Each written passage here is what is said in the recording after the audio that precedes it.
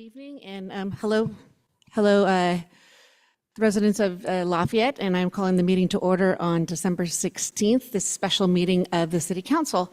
And I want to say that all council members are present, including our newest council member, Jim Cervantes. And do I have a motion to adopt the agenda? This is far. So moved. All right, all in favor, please say aye. Aye. Aye. Any opposed? No, we are in unanimous that we will adopt the agenda. So we will now say the Pledge of Allegiance. I pledge allegiance to the flag of the United States of America and to the republic for which it stands, one nation, under God, indivisible, with liberty and justice for all.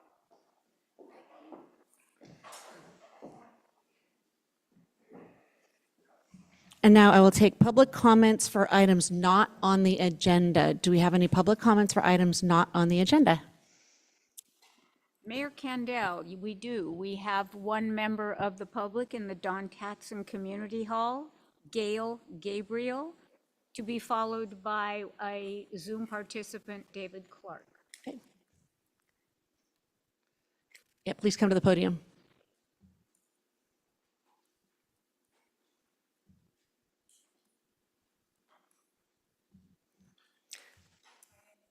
There's a button, yeah. My name is Gail Gabriel. I live at 1069 Serrano Court. I thought I would just read this because I know I only have 3 minutes. I have been in touch with the city regarding the state of the landscape around and within the BART area. I was advised to contact BART directly, which I did, along with photographs. I was told this would be put on their priority list. My email was sent and responded to on November 21st and was given a case number. Earlier in July, BART did send a weed whacker to the station, which I witnessed, but the individual did not clean up afterwards, hence cuttings were on the sidewalk on Deer Hill and within the main areas of the station. The main entry area is an eyesore and frankly a negative for our city, but as important the citizens of Lafayette that ride BART and for guests coming and going from our city. I understand that BART has a lot of more important issues, but I feel strongly that this issue should be addressed. In addition, the soil in areas on the main entry level have been taken over by gophers, thus plants are dying and most plantings either look dead or are dead. To me, an easy fix would be to remove the damaged dead plant areas and just mulch the ground. At least it would give a cohesive look to the area and we could have a sense of pride when entering or exiting our station. I am sure we could get a volunteer group together to make this happen. Thank you. Any questions for speaker? Quick question. Thank you for raising the concern. Can you say again, what date did you send the letter to BART? To BART, it was in November, the 21st. Okay, 21st. But in July prior. Oh, in July. That was not in response to your letter. That was just a part of cleanup. Right, right. Thank you. That's the only question. Thank you. Will there be any kind of address or discussion, or how does this work? Typically, we don't with public comment. It's not on our agenda. It's not agendized, and so we're not really able to speak at length about any topic that's not on our agenda. But thank you. We will take it in deliberation later. Okay, Thank you. thank you. David Clark?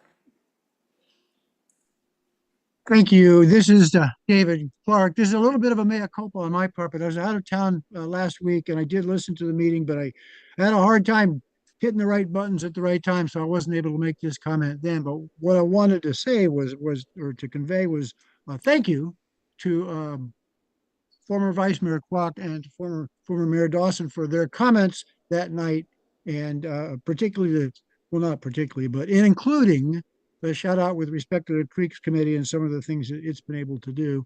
And also, new Mayor Candell, I heard your comments as well. I appreciate them, and I look forward to working with the council going forward. So thank you. I'm sorry it's a week late.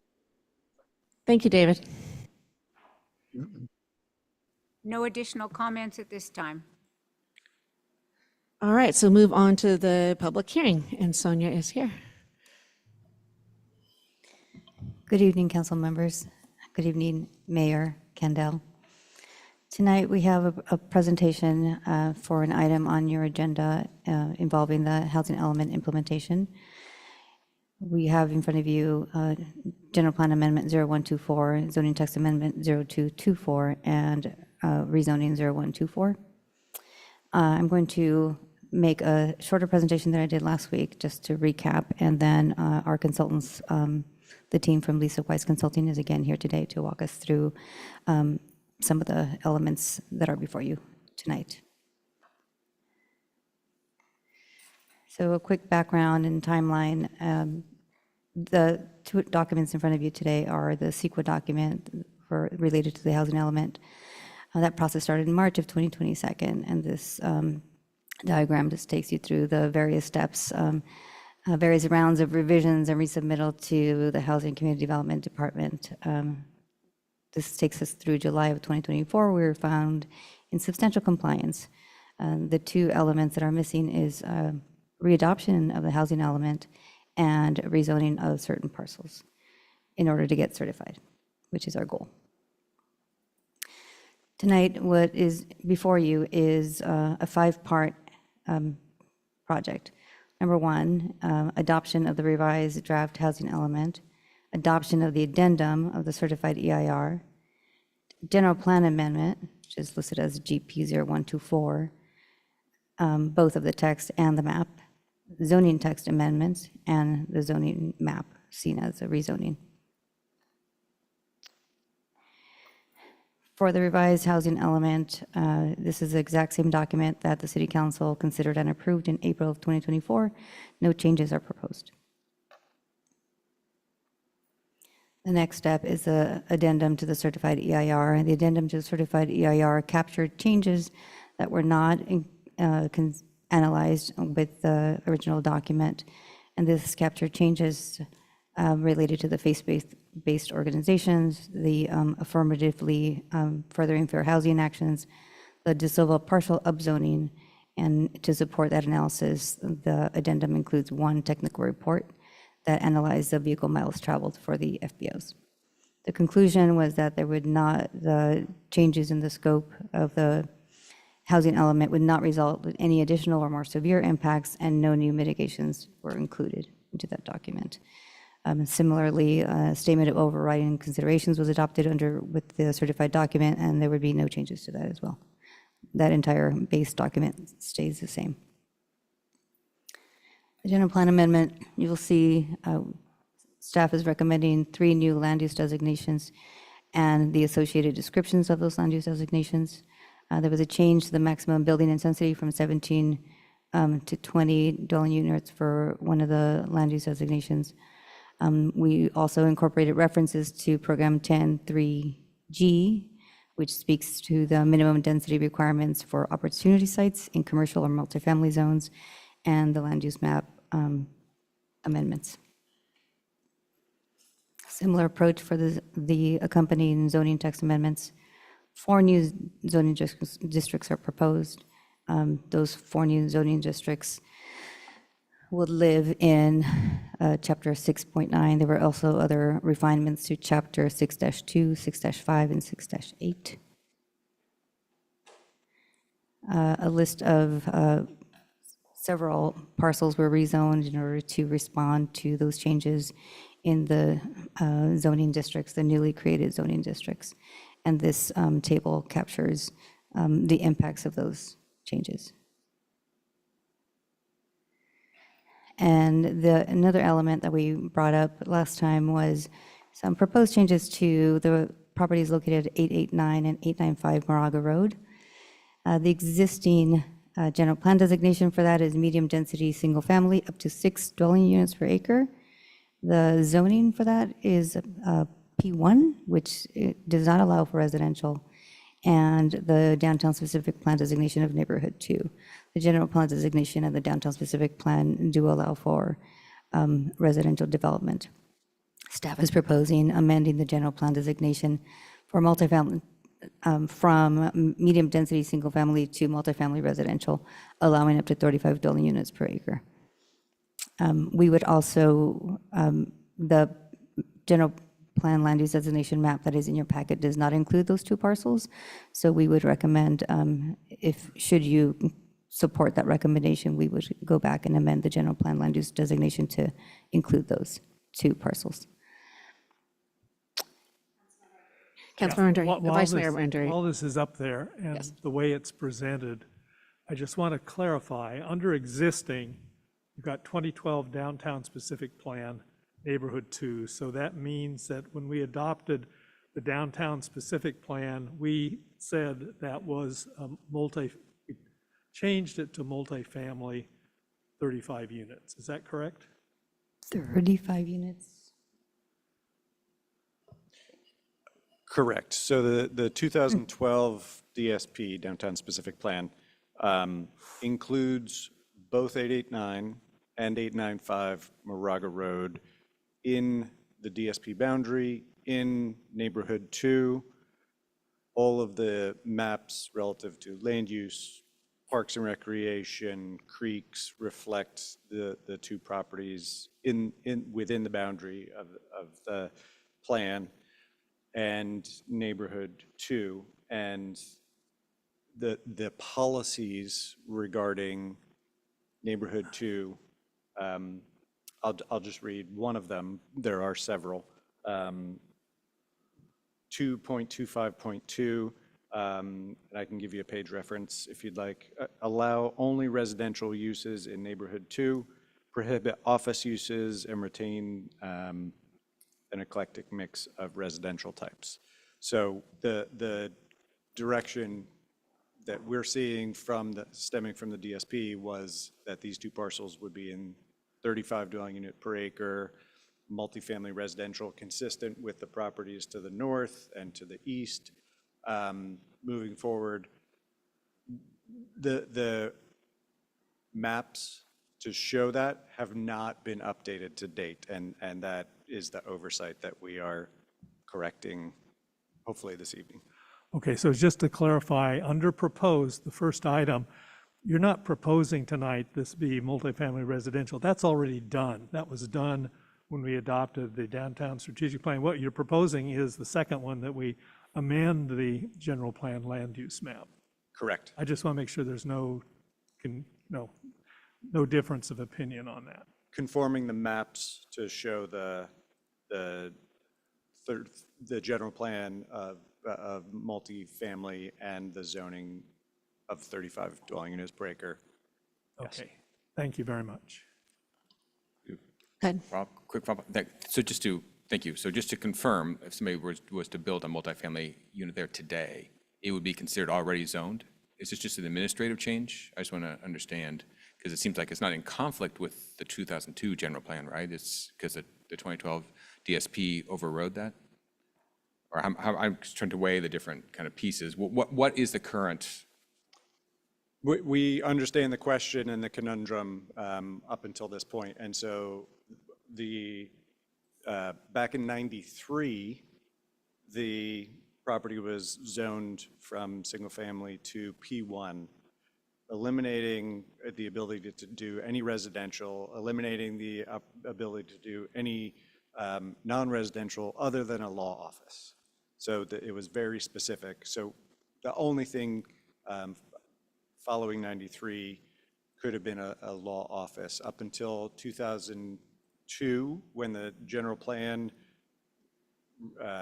I'll say, reiterated, didn't change the property at the time because it had been designated single family, and it was so again in 2002 with the general plan. The DSP in 2012 showed and envisioned the two subject properties as being now part of the neighborhood 2 to the north and east, and thus the change to 35 dwelling units per acre. Concurrent with that, I would suggest that it would have been best practice to update the GP map and zoning map at that time as part of the same action. I think the intention was to do that as a follow-on action, and that follow-on action has not happened until we're raising the matter because these are the only two properties in the city that we were able to identify that are inconsistent in this fashion. So it is conforming the later policy direction and adoption of the DSP and updating the GP map and zoning map accordingly. Okay, so that was- I'm gonna take a little break here. And the way that I wanted to structure this meeting, and I appreciate all this, because this all had to come out before we got into all the other discussions anyways, is to try to separate these discussions tonight into the EIR, the land use ordinance, and the housing element as one first section. Those we can approve tonight. The zoning and all this stuff will have to be pushed off till January no matter what. It's a second meeting. So I wanted to push that off to a separate part of the discussion. We can get finished with the first parts tonight. And we don't have to, and I confirmed that we can approve the land use section, which does not mention these two parcels at all. And we can approve those tonight, but then when we actually redo the zoning changes that actually get finalized in January, that's when we'll make these Yeah, distinctions. I agree, there's 3 potential actions Right. tonight. If you take this Yes. as a separate item. Separate item. But as a separate item, that isn't something that needs 2 readings, is it? To correct a, Well, the amendment to the land use map would be done by resolution, that's in your packet. And then the amendment to the rezoning map is part of the ordinance. So that would be the So second that- meeting. That would be the second. okay, so actually then this requires 2 separate, I mean, it requires, there's 2 parts to this. There's 2 parts of One it. is the land use map, one is the zoning map. Right, So and there's so- 4 So actually one Sure, of the okay, parts we can do comes that, under right. resolution.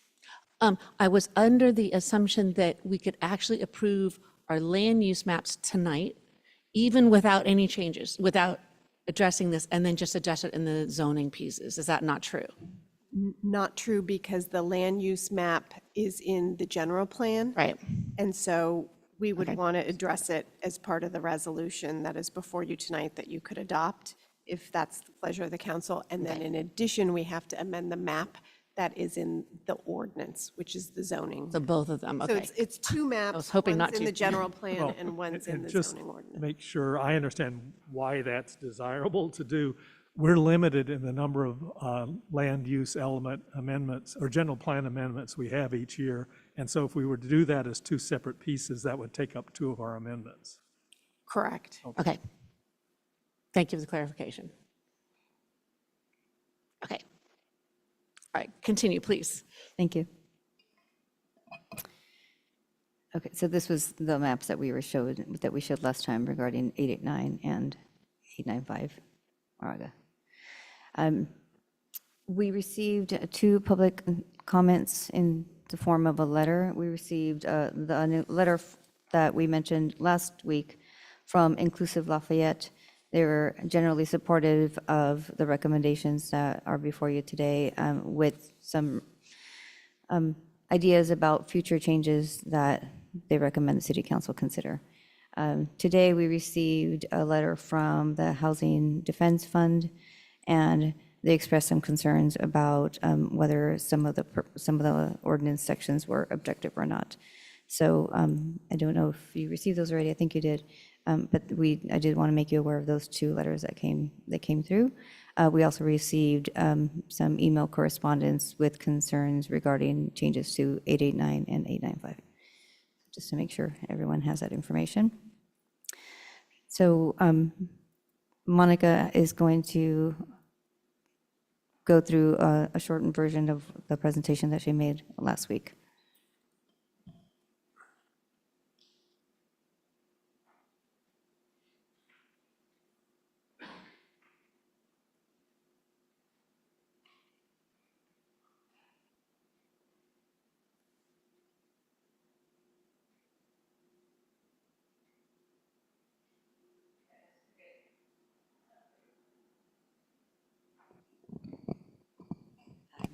Great. Good evening.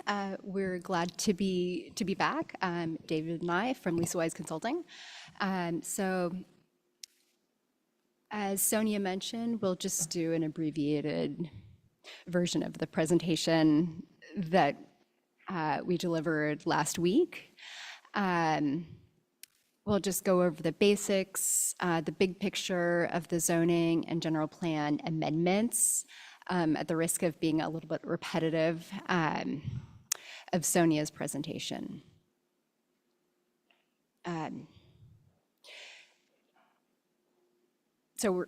This project is housing element implementation, right? We're implementing some key programs of the housing element, which is to say we're not capturing all of the potential amendments that might be warranted or desired on the part of the city decision makers or community or staff.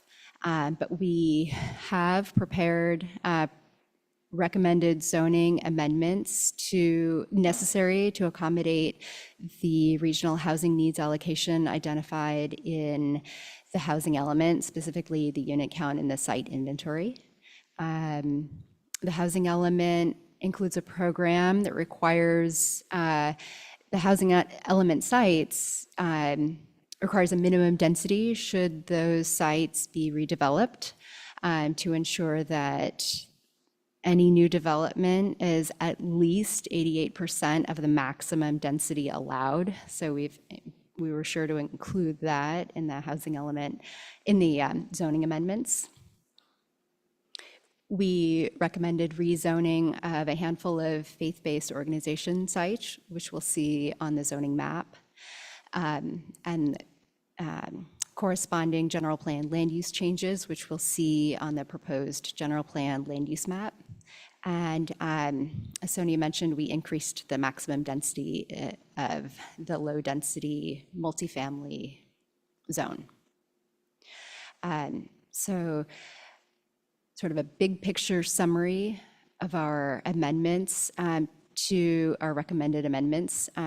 Chapter 6.2, applications and permits, the review. We've, as I mentioned previously, it's just a light touch, what's necessary to implement the programs that we just looked at.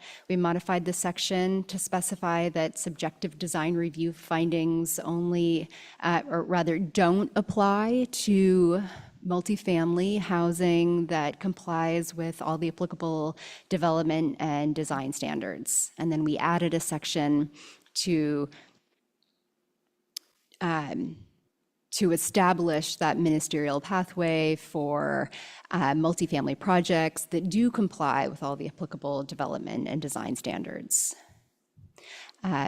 We modified an existing section of your code that currently addresses conversion of residential space to non-residential to instead be compliant with state law, which doesn't allow net loss of residential units. Moving on to the zones themselves, as you recall from last week, we propose minor modifications of standards for the MRA and the MRO zones. And the purpose of all the amendments was to ensure that the standards support and in fact facilitate the allowed residential density. And in the section of the code which is called business and commercial districts, but as we know, these are mixed use zones that allow residential by right. We looked at the four zones addressed in that chapter, which were the RB, the SRB, the C, and the C1. We looked for, there's a couple of minor amendments recommended to ensure that those zones support and facilitate the allowed density. And then we added what are essentially 60 dwelling unit per acre versions of those four zones. And you'll see in your packet this chart, which summarizes the amendments. This isn't the whole story. You'd have to look at the amendments themselves to get the complete picture, but this is sort of a snapshot of the recommended amendments. And the zones that are yellow at the top are the brand new zones. So everything in that column is new. And then as for the existing zones, you can see a little bit of red text where we've made minor modifications to ensure that those zones support the density. Looking now at the general plan land use element, as we mentioned, that one zone or one land use designation, low density multifamily residential, increased that density and the corresponding, I think, population density figure that's cited in the general plan. And then we added 3 new land use designations to correspond to the 4 new zones. And that's sort of matches the relationship, the existing relationship between the general plan and the code. So looking at the zoning map, the whole map here on the left with the legend, and then we've zoomed into sort of the center of the city area, and then these are the change areas.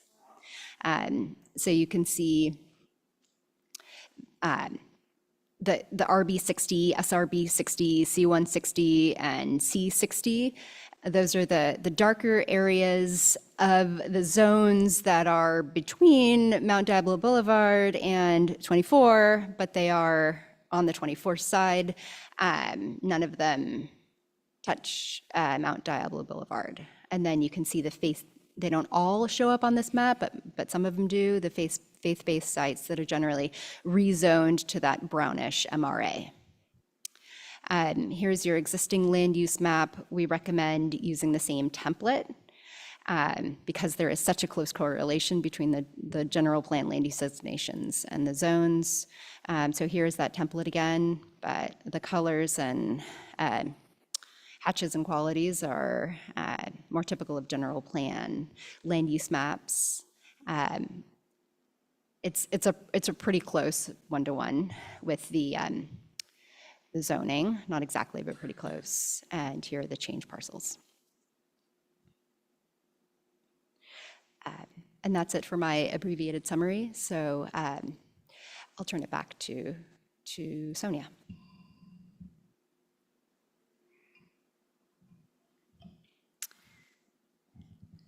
I did want to make one clarification on the resolution.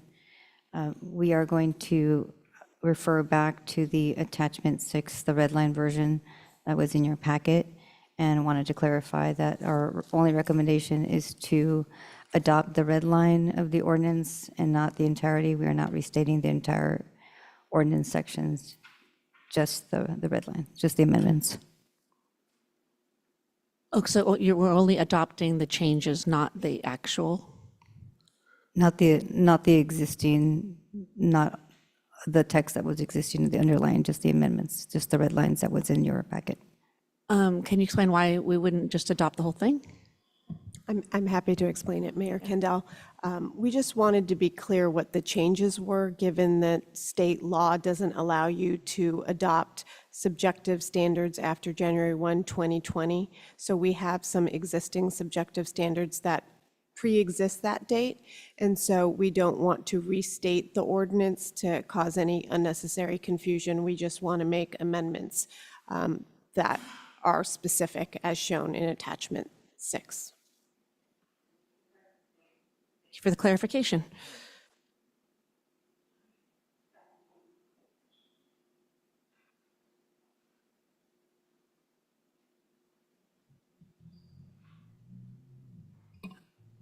And so I do have at least the beginnings of a plan to try to tackle this thing, because it is quite the unruly beast.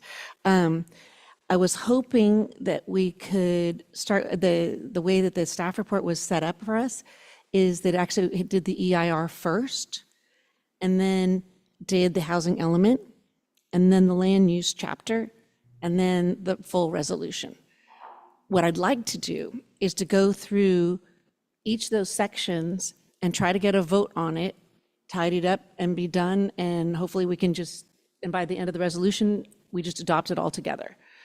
So I want to start with the EIR, and that is in attachment 3 of our staff report. If we could start with that. Yes, Vice Mayor Entry.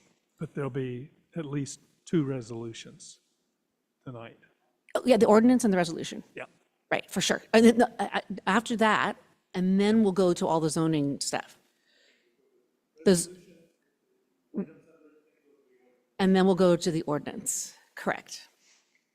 But I was going to try to further break them up even within those.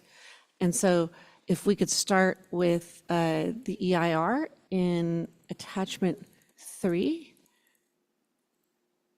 With that, and the idea is that we would ask questions, and then we would take a public comment section, and then we would have our deliberations on it.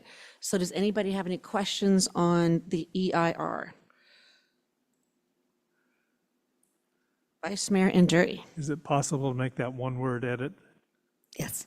Okay, there's a sentence that starts with whilst, which makes it an incomplete thought. Okay, We thank just you. delete that, we're fine. And I guess we don't need to go through any other hoops to do that. We can just, Okay, Councilmember Cervantes. Thank you very much, Mayor Kendall. So just to clarify, my understanding is the EIR is sort of very surgically done to sort of track the changes in the general plan.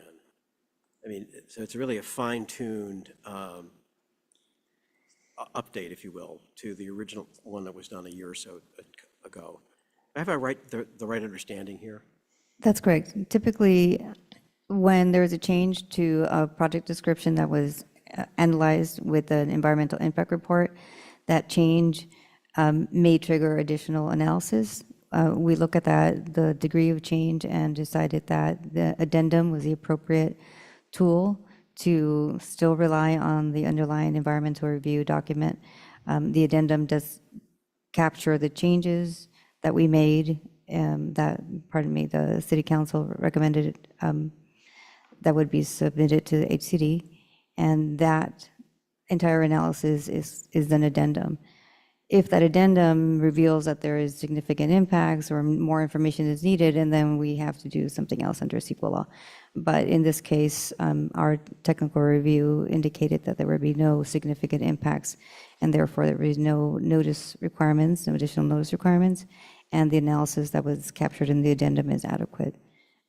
Sometimes more mitigations are added to the underlying document, but in this case, none were recommended. If I could, please.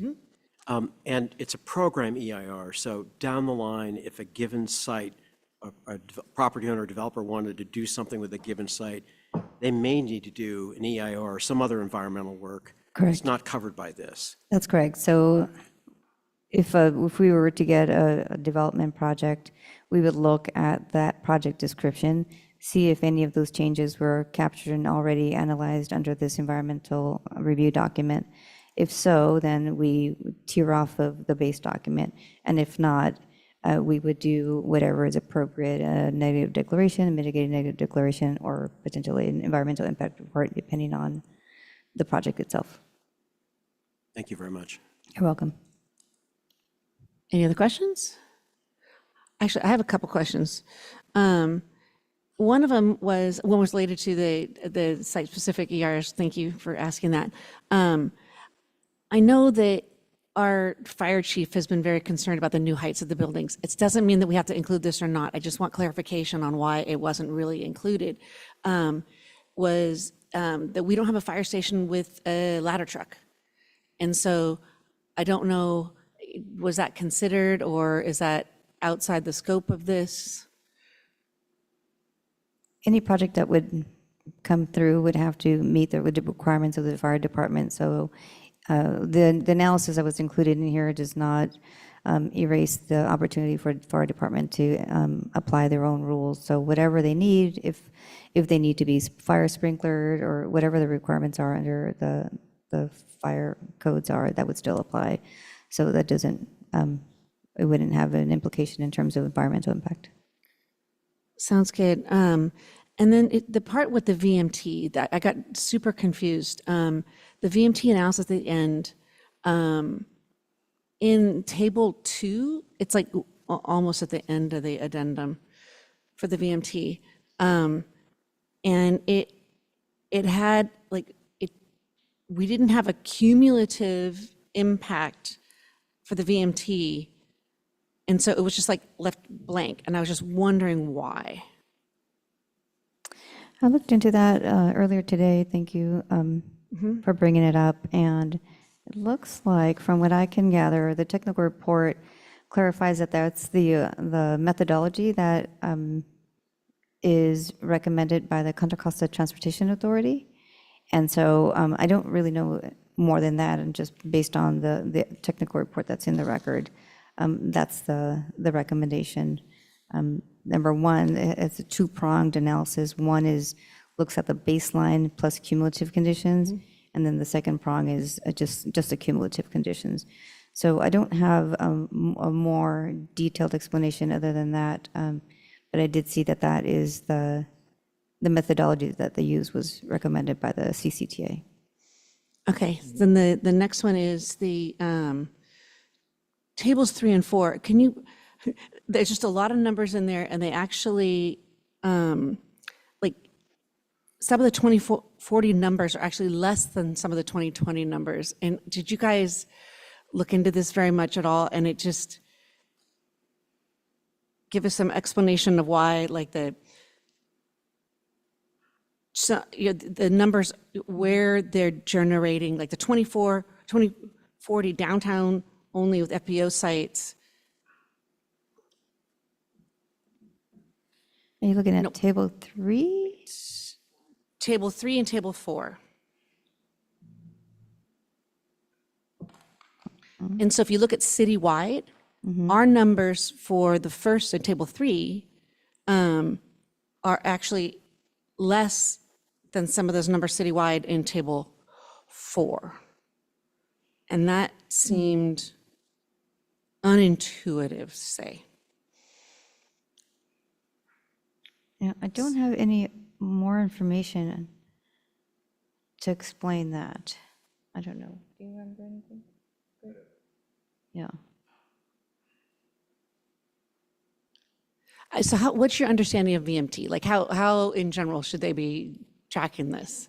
So is vehicle miles traveled, right? Right. And so when you have projects, are they saying in 2040, the projects are going to be so much closer to the freeways that the actual vehicle miles traveled is actually less after we build all this in the housing element? I mean, that's one of the reasons that I'm thinking that that is possibly true. I would say that the majority of the sites in the downtown are within half a mile of transit. Correct. And so that would reduce VMT, but I can't make that attribution. I think it's an assumption that we can clarify. Right, okay. Can I respond to that? Yeah. Because I read that, it kind of made some sense to me, because if we're building a lot downtown, because Right. VMT per resident, you know, if you're living out in Burton Valley or Half Valley, your But this is the VMT absolute VMT too. absolute VMT. Yeah, okay, per resident, I guess I. Per that's resident, not where I it looked at makes sense, Yeah. yes. But I'm like, anyways, okay. But in general, I agree. As we get denser downtown, nearer to transit and nearer to the freeway, the VMTs should go down. And so the conclusions, I agree, are the same, but just how they got there was, Yeah, there must be like some serious underlying assumptions Assumptions. about people working more from home, or I mean, there must be some other kind of methodological things going on to reach those numbers, because they seem weirdly precise as right, well. yes. Strange. Anyways, okay, that was just a comment.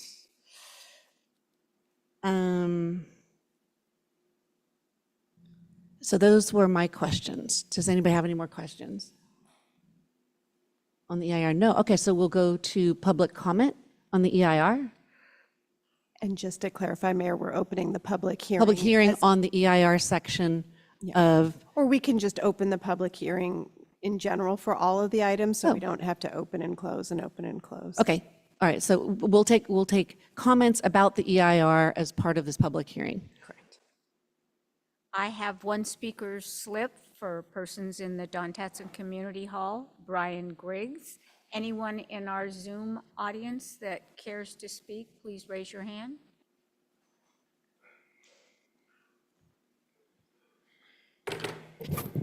Thank you, Mayor Kandel, and I'm sorry I'm talking out of order on one issue, but it's the only one that I think you've done such a great job, and everything else that I want to speak to. So I live at 1 Fernside Lane. I own 889 Moraga Road. And the staff report does a very good job, as did the presentation tonight, of explaining the cleanup issues that need to be done from 2012. I know that Vice Mayor Anduri was part of that whole process, so thank you for that. I think it helped shape the downtown growth real well. The one thing, though, I think that the staff report doesn't do, and I want to explain, is why are we doing this now? A year ago, actually exactly 14 months ago, as of tonight, I submitted a formal request for rezoning to the city.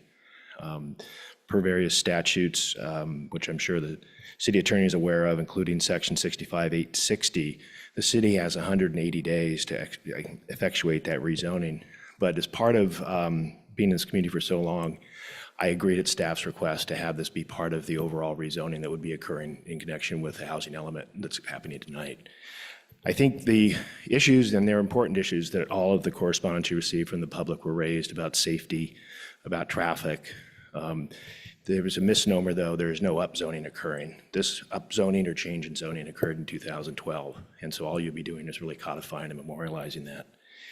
A big part of this, I think, is you as leaders of the city have really done a phenomenal job. I'm switching gears slightly to the housing element and the various actions that I hope you're taking tonight. I want to commend you on all of the effort you put in. I think the participation of hundreds of citizens in our town has really led us to this.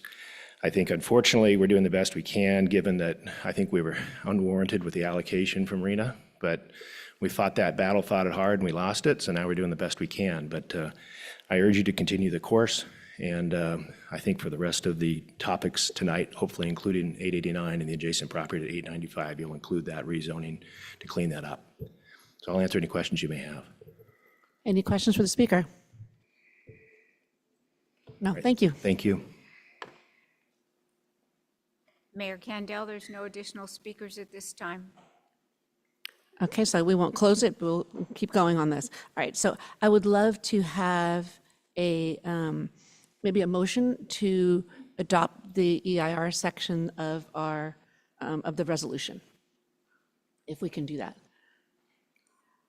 I think we would want one motion to adopt the resolution, which includes both the addendum and the amendments to the housing element, but maybe you're looking for a straw vote instead. Maybe a straw vote, that would be Yeah, great. And then Okay, at the end of this whole discussion, you can decide to whether you want to adopt. thank you. the I'd love to do that, just to kind of keep us focused. All right. Exactly. So I would love a straw vote on approving the addendum and the EIR as part of the resolution.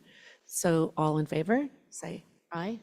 All right, great. So we are now one down. Oh, I've got.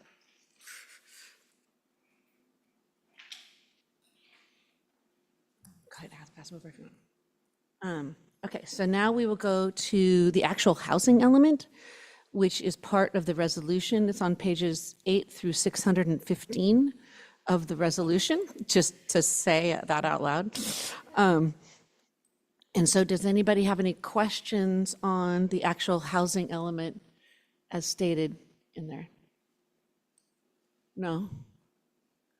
Okay, no questions. All right, do we have any comments related to that? What's that? And I was just going to state for the record, this is the housing element that you previously have seen earlier this year and adopted at that time, and we are proposing no changes to it. So- And we're proposing no changes to it, and HCD did accept this. So we're voting on it as it stands, is as accepted by HCD. So do I have a straw vote on accepting the housing element section?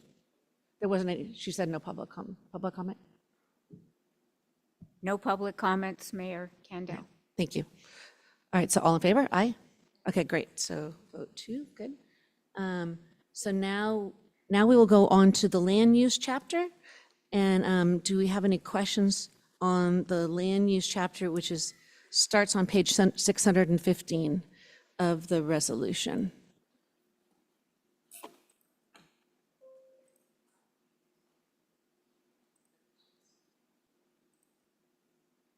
And we can discuss the two sites. Why don't we discuss the two sites separately than all these other pieces and just focus on those immediately? Okay, any questions on the actual land use? Okay, all right. Actually, I do. Table 1 had a bunch of X's in it. Yes. on page 616 of the staff report resolution. That's right. Yeah, please, thanks. That's right. Those, the map change the overall distribution of acreage among the different land use designations. So once we're okay with a map, then it'll be easy to update those acreages. Okay, Yeah, okay.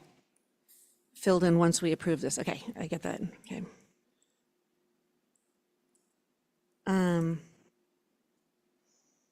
All right, so that is, any more questions on the land use chapter? And now we should probably address the two particular properties there, because that is now part of this. Then we do need to take a vote on that. Do we have any questions about making the modifications suggested by staff?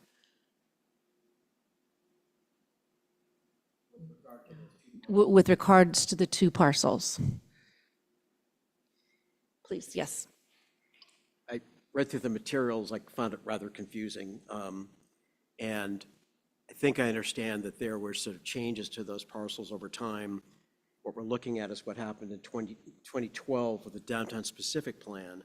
It's just that the corresponding changes to the map never happened, if I understand that right. So it sort of exists in a change state, but it's not confirmed. I guess what I wonder is, so does that mean it's if someone wanted to do something with any one of those parcels, the parking lot or that law office, what governs it? I mean, it seems kind of rather ambiguous to me. Maybe that would be helpful just for starters, like where are we now? That would be just helpful. Thank you. Thank you. Yes, great.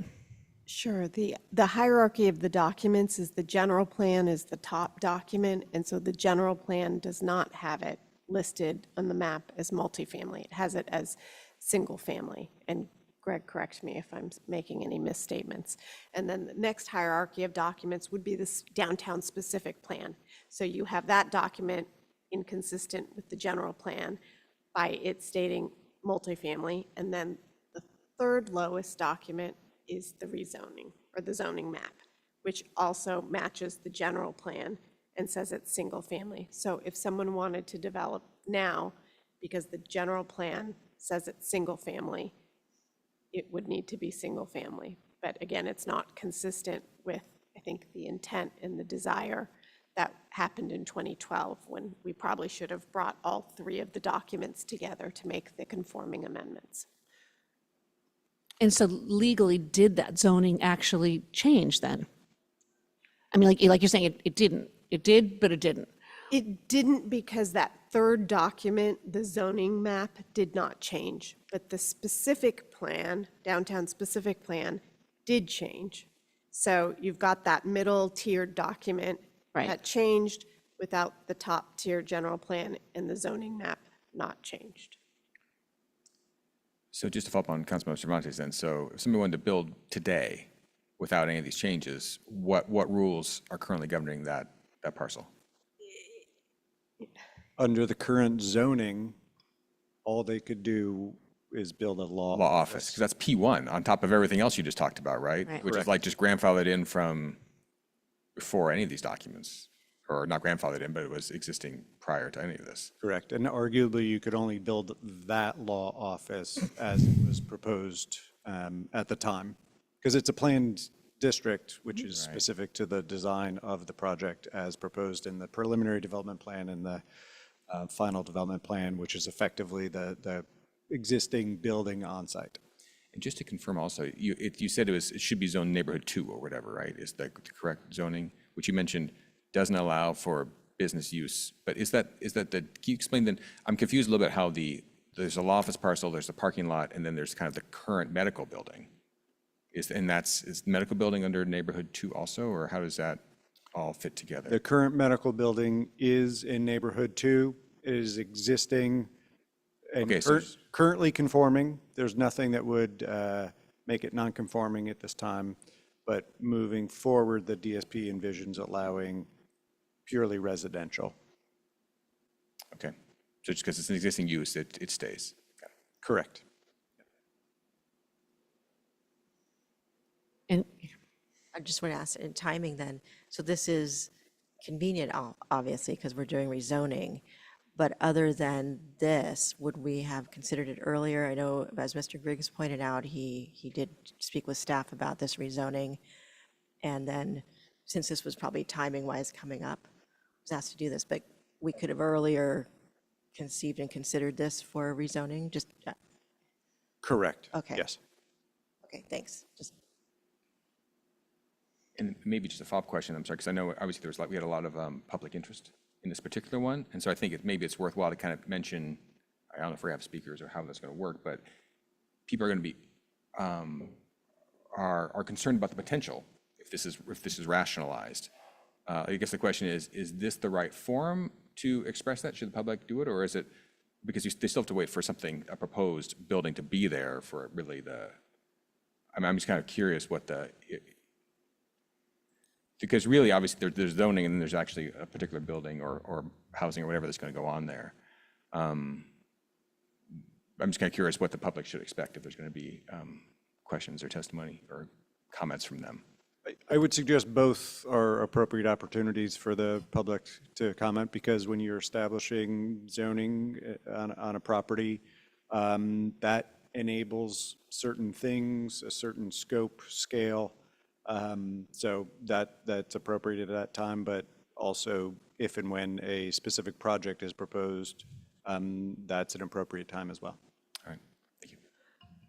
I have one more question is, hypothetically speaking, I'm not saying I support this or not, if we were to not make the change and keep the general plan as it is, and maybe keep the zoning as it is that possible? Is that even an option for us? You could do that, you could make that decision, but I think you would want to ultimately decide how you want to clean up these three conflicting documents, and you would want to do that sooner rather than later. But in theory, yes, you could just move forward with what I'll call the housing element required documents that need to move forward as expeditiously as possible. But Okay.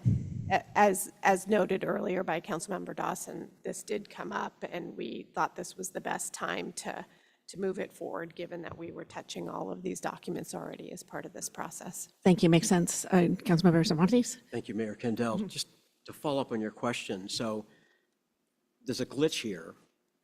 So we could either, I suppose, theoretically change the downtown specific plan, just drop this change that was adopted there. So then it's all consistent, or we could change the housing element, and to be consistent with the downtown specific plans, like one or the other, it seems. But right now we've got this sort of a quirk, and which doesn't seem, it's not logical. So is that, do I have that right? Is like one or the other? Is that kind of where we ought to go here? Correct.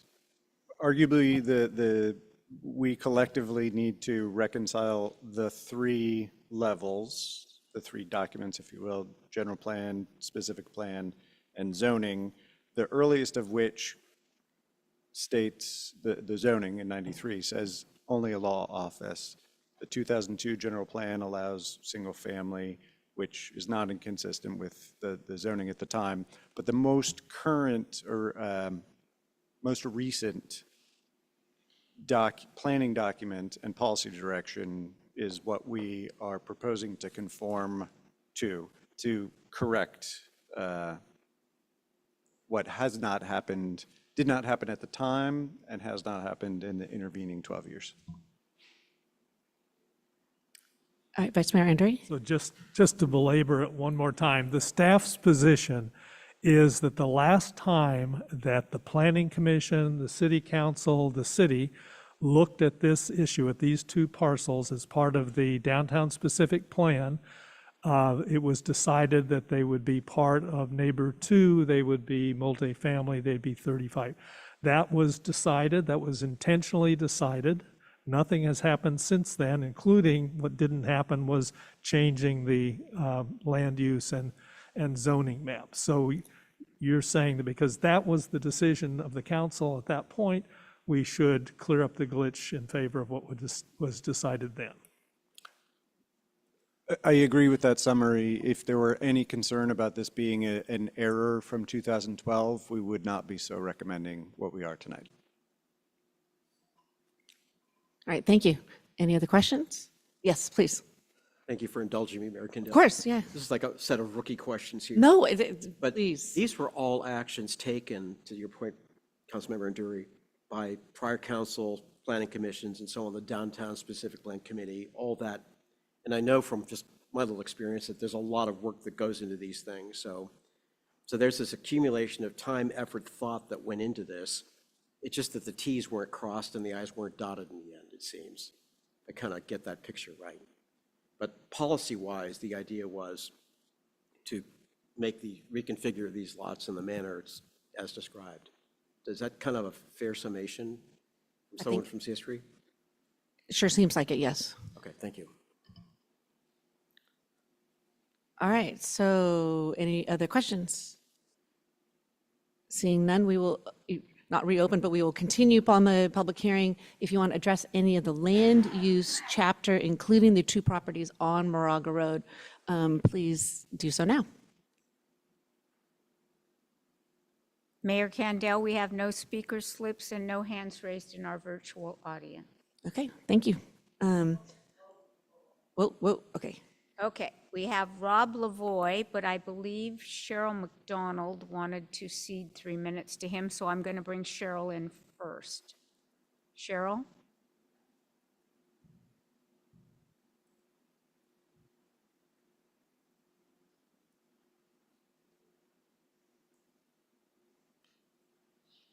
Cheryl, if you're going to cede 3 minutes to Rob Lavoie, you need to let us know that that's happening. If you could unmute yourself.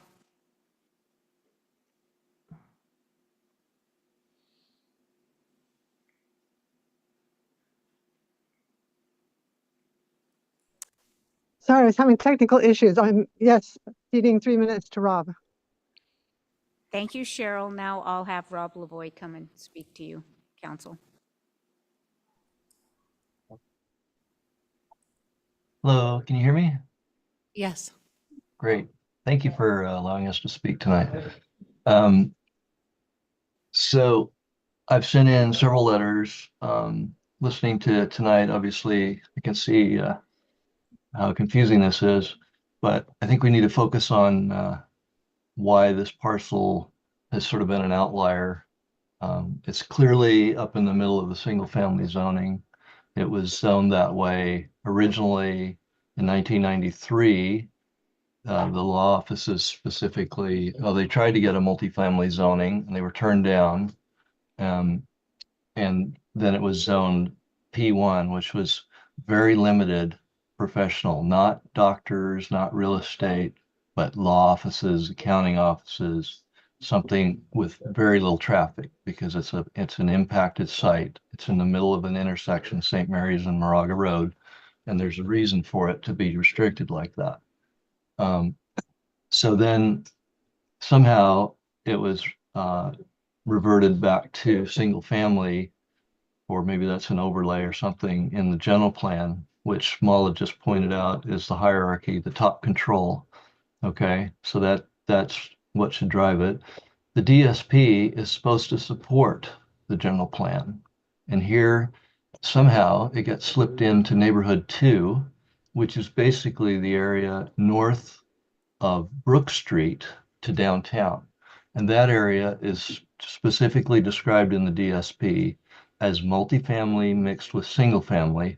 And it's a very, commingled area. It's all small homes, apartments, it's all mixed together. Whereas this site is surrounded by single family homes starting from O'Connor Street and south. You've got homes on half-acre lots, third of an acre lots. It's not compact and there's no multifamily from that point forward. The 2 end caps on O'Connor are 2 doctor's offices, and those are in the MRO district, and they were that way in 1993 as well. And this parcel was not in the MRO district. which is what the Bruzani property across the street is, and the other buildings north of this one along Moraga Road. So I think trying to claim that this was wrapped up into neighborhood 2, which it's physically isolated from, is a wrong approach. And I think we should look at we've got 2 out of 3 documents that say it's single family, and that makes the most sense based on the limited access. Unless the person owned all 3 of those parcels, the dental office, the parking lot, and 889 Moraga, so they could make a flag lot or something to get over to O'Connor Street for access. You can only come into this with the right turn, and you can only leave with the right turn. So I think the proper adjustment here is to say the DSP does not support the general plan, which is the goal of the DSP. So let's make it support the general plan, make this back to single family zoning as the zoning map and as the general plan say, and just look at the P1 as a use permit that overrode the single family zoning for a while. So that's what I suggest. And I think if you really think about it, read the description for neighborhood 2 in the DSP. And I read that, and it's really talking about the mixed use area north of Brook Street, and it has nothing to do with this Moraga Road finger that's sort of sticking into the single family zoning. And trying to put 13 homes on this site as was proposed originally, or even half that, is way too much for that site. The Planning Commission held a special session in December 2021, where we were all told it was zone P1, but P1 or single family, I don't care. The bottom line is having low volume use is what's important, and single family would be the most cohesive with all the single family homes that are around there. Do you have any questions? Does anyone have questions of the speaker? No. So you keep mentioning this December 2021 planning commission study session. Yeah. Can somebody elaborate with what happened with that meeting? I'll answer that.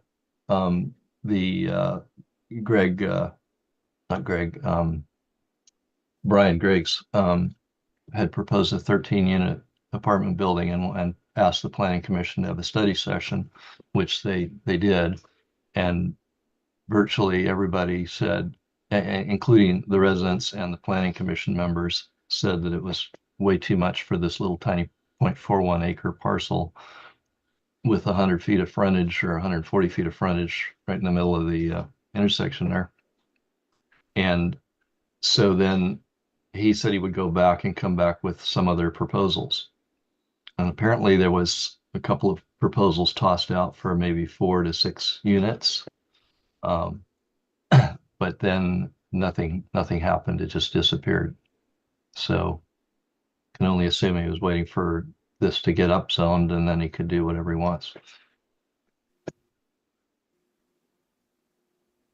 But I think the point is the DSP is supposed to support the general plan, and here we're trying to say we're gonna hinge this whole thing on the fact that we put it in neighborhood 2, which it doesn't belong in, and that is in the DSP, which is supposed to support the general plan, and it doesn't do that. So I think we need to go back to what the general plan was and what's most consistent with the neighborhood, and make that the correct zoning.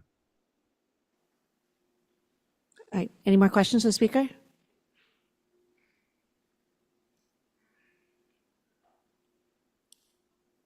To your question of the study session, I don't have the date. I believe that is the accurate date, and I think that it is accurate that the property owner requested a study session and one was held. So the property owners here can speak to that in further detail. And just to reiterate, the DSP is the most recent planning document, does include 889 Moraga Road, and specifically calls out a program to update the zoning to allow only residential and up to 35 dwelling units per acre. So in terms of consistency, correct, the general plan and zoning have not been in the intervening years, but there is clear policy direction from 2012, the most recent document, to do that, and we haven't to date.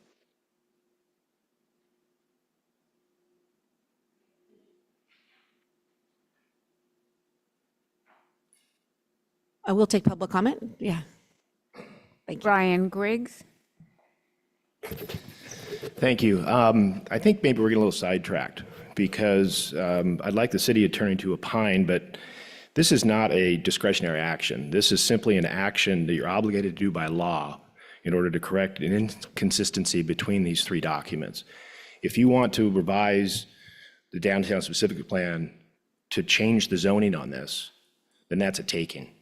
And that's just not, I've already delayed this for 8 months. And to continue to delay it, I made an application. The application was not deemed complete because it was not consistent with the zoning or the general plan. That was 14 months ago. So for the council to now decide if they're going to go back and unbundle some of this is just not equitable. And I think probably the city attorney would advise you against it.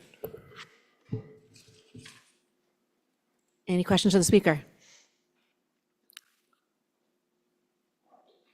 All right, no.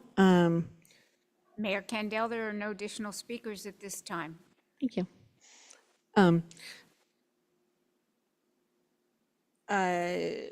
Does our city attorney have any other comments on that? I did just want to comment when Councilmember Cervantes said, you know, we have two options. One is the option that staff is strongly recommending, which is to clean up the designation of the general plan and the zoning, or the other option would be to change the specific plan. Because of this newish state laws, SB 330, for instance, does not allow you to change the designation to a lower intensity that is provided in a specific plan unless you also simultaneously increase the density elsewhere. So I don't want this to be also considered in a vacuum. We would strongly recommend you move forward because we believe that was the intent of the specific plan. That was adopted in 2012 with much discussion. And so we do recommend you move forward with the general plan amendment and the rezone. And if you were to take the opposing action, it has different implications. As I mentioned, you need to have, you can't reduce without upzoning at the same meeting. Okay, thank you, Councilmember Cervantes. Thank you for that. So I understand, so this is a zero-sum game here. If we revoke the specific plan designation and it goes back to P1 or whatever, single family, in effect, if it's 13 units or whatever it is, we've got to find that elsewhere. And you have to do it at the same meeting, exactly. They don't want you reducing density. Okay, so even though this is not it's my recollection, this is not an opportunity site in the housing element. Correct. But still, it's the same. Correct. It's the same impact. Whether, yes, any reduction from a general plan amendment, specific plan amendment, or rezone requires you to also simultaneously at the same meeting. And just to point out, we are recommending some modifications. Is it to the setback requirements? Is it the step back? And we were intentionally doing that at the same meeting that we are upzoning to comply with this law. And if you recall, that was discussed many meetings ago, but we intentionally are bringing that at this meeting because we are also upzoning simultaneously. Thank you for the clarification. And you're saying that if it's general plan, specific plan, or zoning, if we modify any of those, that's a no net loss out of SB 330. Correct. Applies and got it. Okay, that does make a very big difference. All right. The less intensive use or reducing the intensity of land within those designations. Great. Thank you for the clarification. All right. I just want to say when I read the definition of the neighborhood too, it's prescient, right? It talks to protecting those neighborhoods that are close to town for residential and a diversity of residential type of units. So I can see why it was included in the MRO. It makes good sense, and there's that balance across Moraga Road. So I see this as just basically correcting the record is right, aligning with the DSP. Sounds great. Thank you. Any other questions, comments? Okay, so with that, we've closed the public comment. So on the land use chapter, can I get a straw vote that we will adopt it as in the resolution? Do you have a question? Yes. Not, no, please go. No, you're not tense.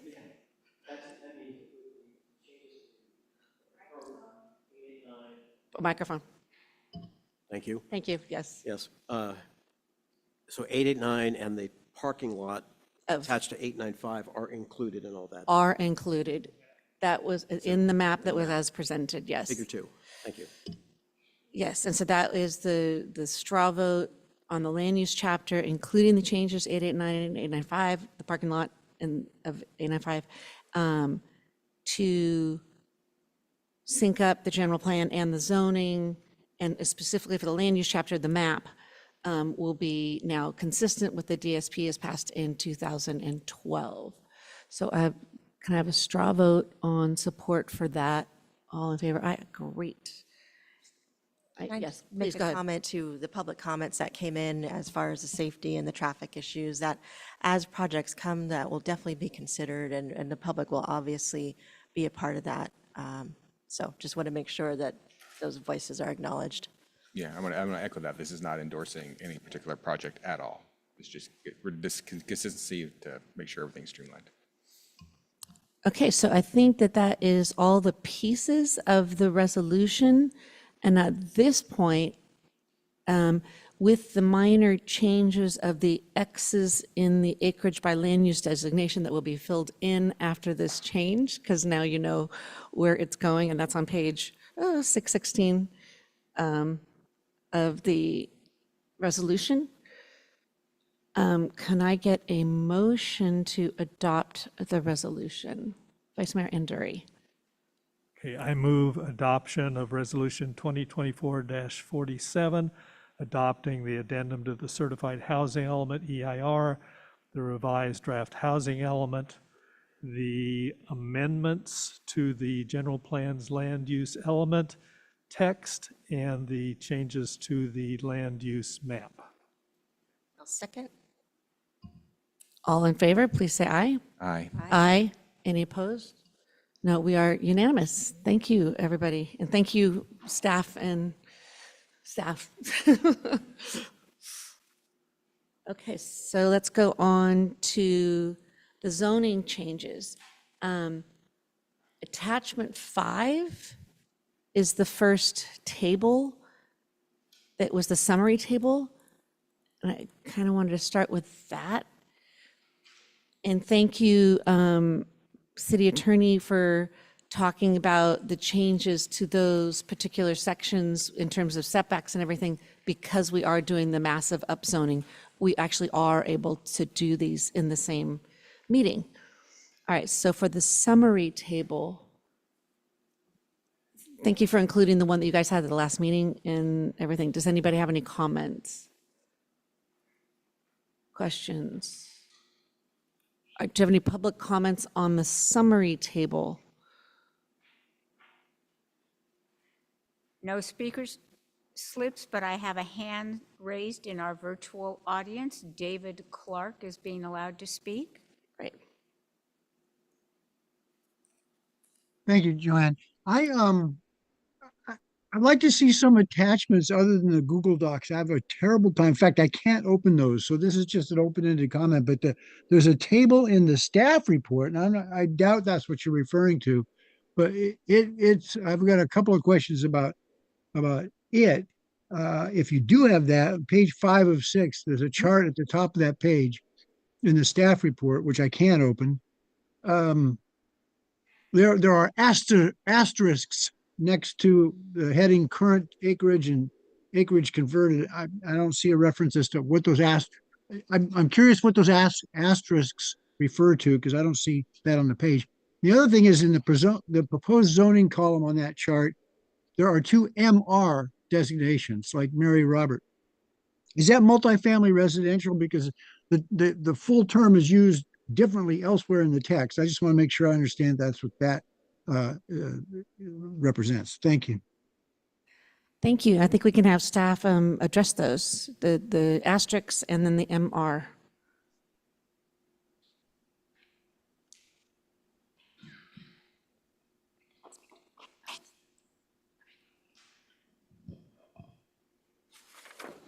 So the MR is indeed a multifamily residential. There's MRA, MRO. There's different options. And that's what you see in the table. Multifamily residential A and multifamily residential B are the options. And MRO is multifamily residential office. So those are the different zoning districts that we have.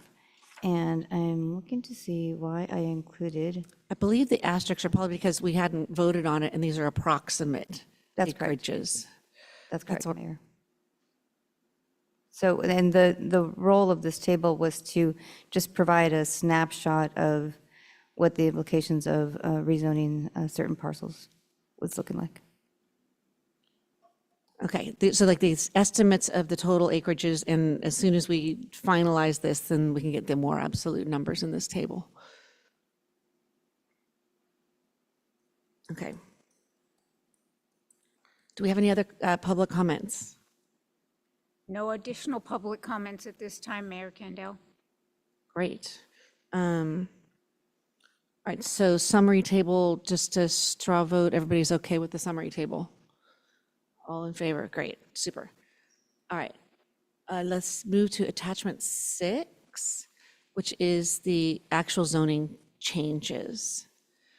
And so do we have any questions on attachment 6?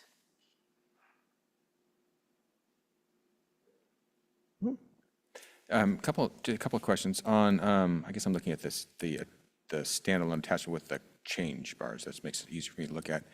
I don't understand, I'm just kind of curious, on page 12, 6823, D and E are marked as reserved. I just don't understand what that means.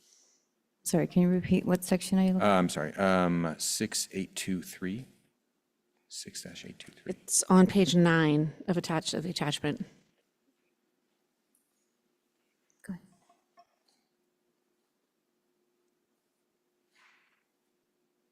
Thank you. I'm sorry, you're referring to like 6838 or? 6823 uses permitted. Got it. Under MRA. And I just don't understand, you list a bunch of uses, but then D and E are not, some say struck out for previous, whatever, these just say reserved. I was just kind of curious what they referred to. Usually, I'm happy to jump in. I think usually we just put reserved when you don't want to renumber everything. Got it.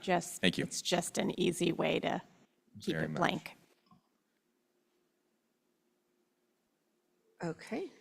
And then maybe a follow-on question more broadly. We had the email that came in from the Defense Fund. I'm kind of curious if I can just get, there are a variety of things, around themes. I'm wondering if I can just get a general feedback. It came in late, so I'm not expecting we have a whole lot of, I'm just kind of curious what that would mean, and if we would agree that if some of those things are subjective and objective, does that mean we have to change these things? It has to come back for another, I'm just kind of reading or. Councilmember McCormick, we did get a chance to review it in detail and do have some recommendations. And so if you have a moment, I can go bullet point by bullet point with our recommendations.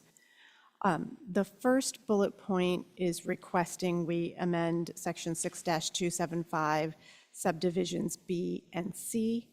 And as I mentioned earlier, and which is why we're not restating the code, those two sections were in our code pre-existing, and so they were adopted prior to January 1, 2020. So they can stay as is. We are not making changes to those sections, and we will not be denying any project under the Housing Accountability Act that is because of subjective standards. So because of that, we're not making a recommendation to change that section. So we'd recommend keeping it as is. Okay. The second bullet point, section 6-275, subdivision D1, we do concur and we do recommend that it be deleted. for the reasons referenced, we do think it is subjective. Okay, so we're gonna have to go through all the ones that you want those big changes to. Let's go through those individually after this, after you go through your summary. Okay. That'd be great. Okay, great. Then there's a handful that we want deleted, so we'll wait for that. And then the next one is another one. It is the third bullet point is section 6-916.7, reference a couple of subsections, 6-975.6, and it also represents a couple of subsections. And those standards apply to commercial projects and/or residential projects, and therefore we're not recommending any changes. We're suggesting that it stay the same. So again, we would not deny a housing development project based on those standards, but we think they can stay the same. So the ones that we are recommending deleting, do you want, I don't know, Sonia, if there's a way to pull those up. Do you want to look at them line by line? Why don't we finish John's questions and we'll attach those later, okay? If you don't mind for a moment. So two of the bullet points we're suggesting just remain as is, as noted, and then the remainder we are recommending deletions, and so we can attack those later, as you noted. Thank you. Great, okay. All right, what else, John? That's it for now. All right, so in general, does anybody else have any comments on these sections? I see Carl with a lot of little yellow stickies. You're fine, wow, okay. Anybody else? No? Yeah, okay, so actually I do. On page 10, so John had the part on page 9, and it was the FAR numbers up to 1. And so which is fine, but please explain to me, if we have a single-story building that goes in a FAR of 1.0, that means it's covered completely. And so is that true? Is that how I interpret this?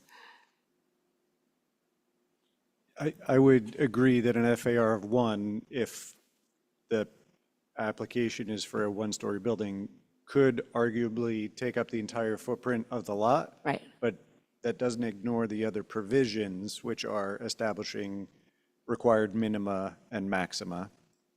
And so they could propose a building which is one story and less than 1. And fulfill the everything. We still have to include everything else too. Correct. So the FAR upper limit of 1 doesn't preempt other provisions of the code. Perfect. Thank you. I still question the reason why we have to include the whole half a mile, no parking of transit in every single one of our districts. It's just a blanket statement that we know is true, that is, truth, and then the state is going to impose that on us. And do we really have to put that into every single one of our districts as a zoning change? It's not a legal requirement, but I'm guessing it was put in just to help staff and the public be aware that it exists, but I'll defer to the consultants and staff.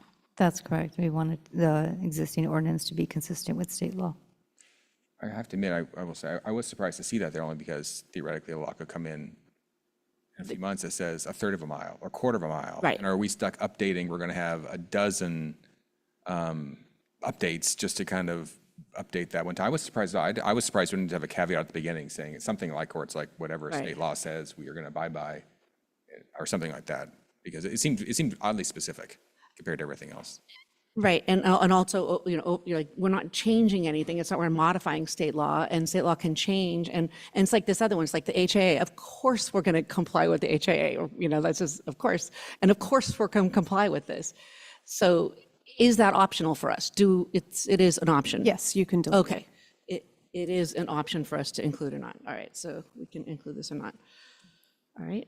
And just for the, I'd like to clarify, it is an option to not restate that It's not an option not to comply with it. 100%. Thank you. 100% agree. Yes. Okay, so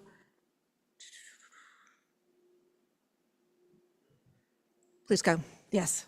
On page 6916.4L, this is uses permitted, and it's residential dwelling units on upper floors along Mount Diablo Boulevard, but this zoning district doesn't touch Mount Diablo Boulevard.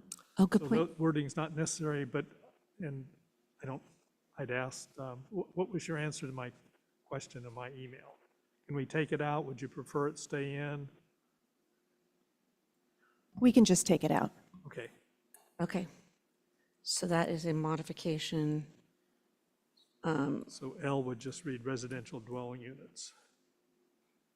On page, again, what was on page 6 of the actual? Yeah, 6916.4 L. 6.4-L. Okay, I'll take out. Okay. Since no Mount Diablo. Okay. And then mine was on page 15 of the staff report. It said the no part of the third floor portion of a building shall be located within 50, and it was struck and through to be 20 feet. But of the right-of-way of Moraga Road. What I'm reading on this section, it also has a 20-foot setback. And so there's no, like the setback and the step back are like, there's no step back because the setback and the step back both say 20 feet. Does that make sense? It's in 6-868.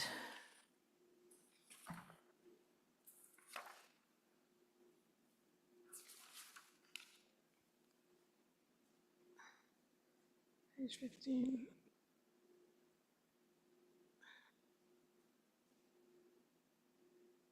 So I thought that the setbacks in that area, yeah, 20 feet. So the next 6-869 says 20 feet, and then no part of the third floor could be within 20 feet. And so there actually is no step back. Is that intended?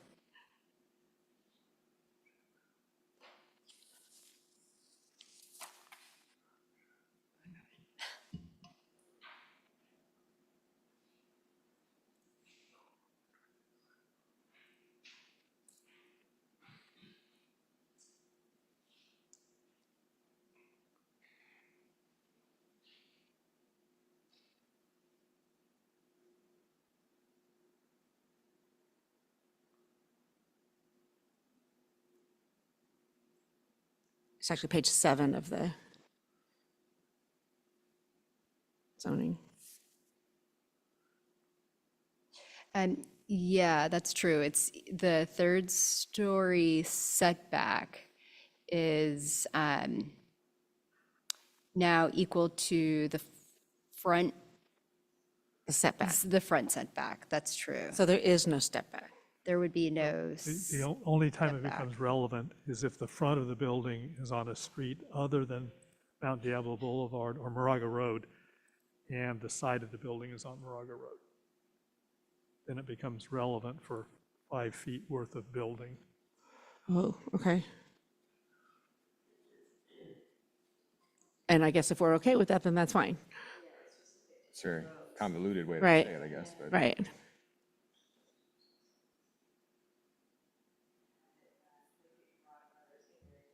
Right.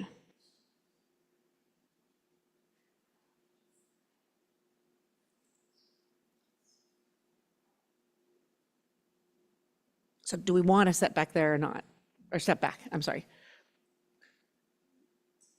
Right, I think you're saying, like, what's the purpose then, right? The purpose of this particular section is seems moot and. Right. One possible could happen. I understand, right, but it makes more sense to get rid of this general thing and have the very specific thing if we really care about the extra 5 feet. Which is basically, you're talking about a 5-foot setback on a third story, in addition to the 15 foot required if you're on a road adjacent to Mount Diablo Boulevard. Right. Fair. That's Yes. very specific. Right.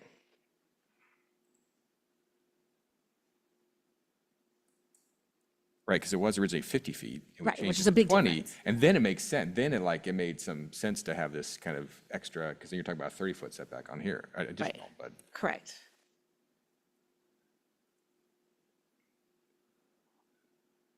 So, We would recommend striking 868C, as it doesn't add any additional clarity. Actually, can lead to a little bit of confusion because of the same number, unless the council so desires an additional step back at the third level, the third story. Yeah, you would need to state a number greater than 20, so it could be 25. yes. Right. Was that staff's intention? Maybe we should go back the other way. Was the intention to have an additional setback at the third story and above, or? It is, but that's applicable primarily in, more in the along the boulevard and which has lesser setbacks to start. And so the 20-foot thus does result in a step back. In this case, because the 20-foot extends all the way to the ground, they're the same. So I would recommend striking C unless you would like to see an additional step back. Okay.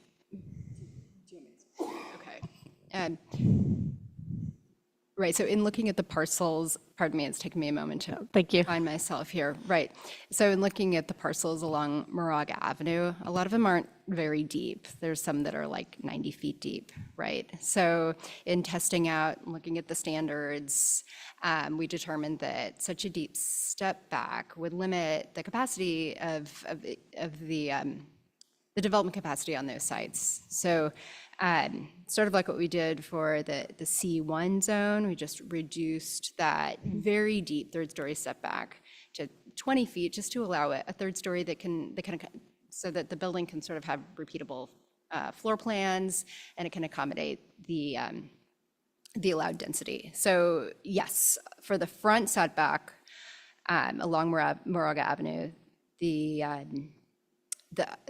third story is effectively the same as the rest of the building. That's what we recommend. So we would concur with Greg's recommendation to strike that. Strike C. Yeah. Okay, thank you. Thank you. And then on page 25, I don't know what staff report number this is. And I just maybe need some clarification. It is on page 8, I guess, of the hearing of the draft code amendments. What is a none setback? I guess that there are a lot more in there that I thought, but what does that mean in terms of the road and then the sidewalks in these areas? A none setback. Mayor Kendall, which, They are in there too. Yes, Okay. they are in there as well. Right, so that just means that the existing code section doesn't require a setback. None is required. There is no minimum setback. So that means from the property line. So typically, there's the vehicular right-of-way and then a curb and maybe a landscape buffer and a sidewalk. Right. And then typically the property line is at the back of the sidewalk. So it just means that there's nothing that prevents the building from being built right at the edge of the sidewalk. typically you see that mostly in commercial zones. Right, for sure. And this is an RB 60. So yeah, okay.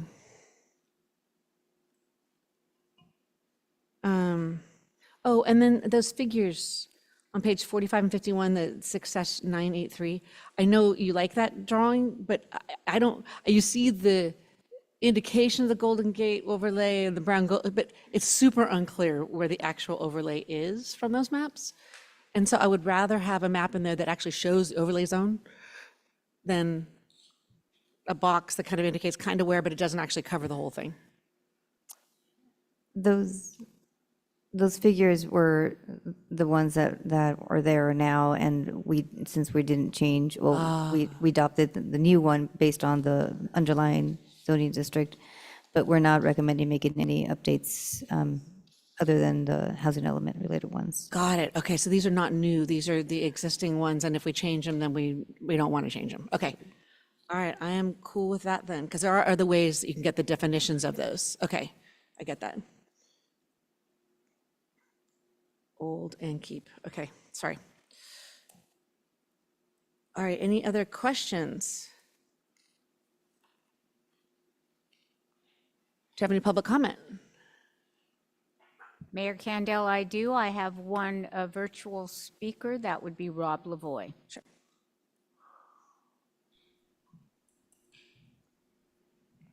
Hello. Hello. You mentioned a few minutes ago that there was this massive upzoning, and we were doing it at the same time as we were doing something else, which I didn't catch what was the offset to that. But I was just wondering if the 13 units on 889 Moraga couldn't be buried in the massive upzoning of 35 to 60 units all across the whole side of the north side of town.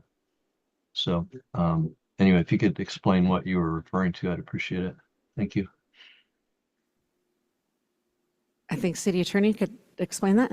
Sure. What I had mentioned earlier was under SB 330, you can't functionally downzone a property, change the general plan designation or a specific plan designation to a less intensive use without simultaneously, meaning at the same meeting, upzoning those other parcels to increase the intensity of use. And so we are doing that because we are modifying some of the design standards and arguably reducing an intensity of use, and we're upzoning at the same time. So we're not taking into consideration the change in parcels that are on Moraga Road that we've previously discussed.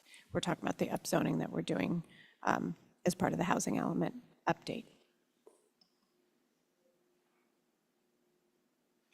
Thank you. Any other comments? No additional speakers at this time. Okay, all right, so on this section, if we don't have any other, does anybody else have any comments or deliberations to be had on the zoning? Well, there were the further deletions we were going to get. Oh, thank you very, very, very, very much. I'm sorry, we should have gone to those first. Okay, yes, so please, so from the letter that we got from what's it called? Cal HCD? Cal HDF. HDF, Cal HDF, okay. Sonia, are you able to pull up attachment 6?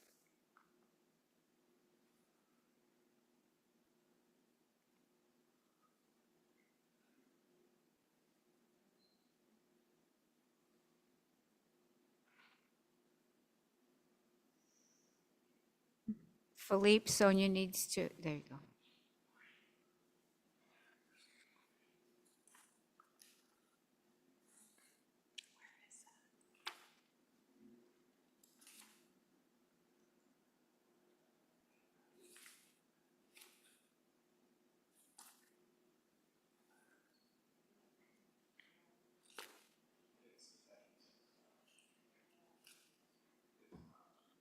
Oh, We have we time. need to see it. I think so, yeah.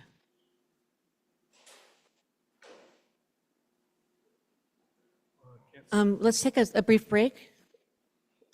We'll take a 5-minute break. We'll get the presentation on the screen. Thank you.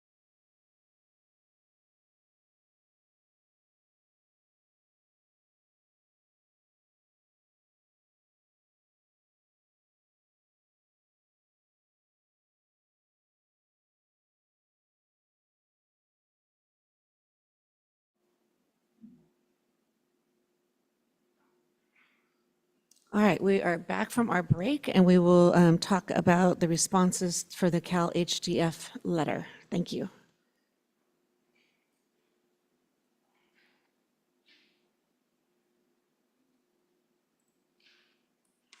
Okay, so if we could go to section 6-275,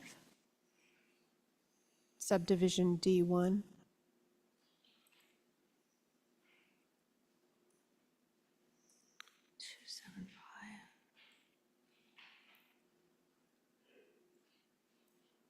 They are recommending, they're requesting deletion of that section, and we concur. D1 is the project excuse me, I'm looking at the wrong section. Will you please explain? Okay, so it's multifamily residential findings, right? And D1 is the approval of the project is in the best interest of the public health, safety, and general welfare. So strike just option 1, keep option 2. Correct. So can I have? Please, questions, So yes. that's not just I thought that was an overriding finding that had to be made. That it was, that there's not a public health, safety, or general welfare problem. No?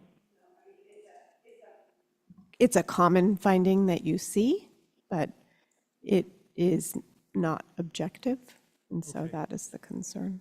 So are you, Okay, go. so you're going to revise it by taking out, just combining it into one sentence? Yes, well, I think the recommendation is just clean it up so there won't be a dangling 2 left out there. Yeah, no colon. No colon, not all the following. That, I think it'll probably read, the hearing authority shall find the project substantially complies with all applicable objective development and design standards. So you're not striking option 1, you're just keeping 2? You're actually keeping parts of 1? Sorry, we are recommending striking just 1 in D1, but Right. as Councilmember Anduri mentioned, we'll just make it the remaining portion just 1 sentence. Because the way it reads, it presumes there's 2 findings left. Okay, thank you. And Councilmember Serranis? Thank you, Mayor Kendall. I read this, it seems rather innocuous to me. I mean, best interest of public health, safety, and general welfare, it's like mom and apple pie here. What's the problem with that? I'd just like to understand better. In order to be objective, it needs to be more quantifiable, it's very subjective, that standard, but I know why you're saying it's kind of general and it is something you see, but it is by no means does anyone know exactly how they could comply with that section. Okay. Does anybody else have any comments on that? Please? Okay. I think that makes sense. We did that with the TPOs, where it was a general, because it is subjective. What is the public welfare and who can, the best for it. So I get it. So what happens if we do get something that does somehow possibly impact the safety or the public health?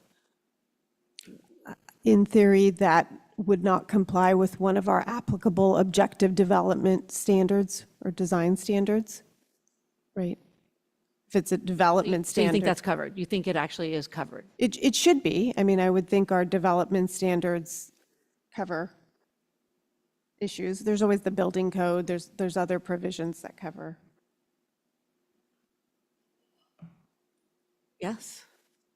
The building code is the primary code which governs the safety of structures. If there are published health standards, which we don't publish health standards typically at this level, however, there are other agencies and entities that publish.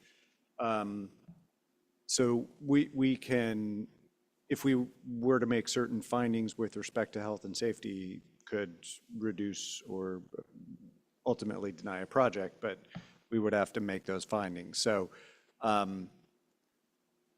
I don't think currently our practice heretofore has been to evaluate the health of a project.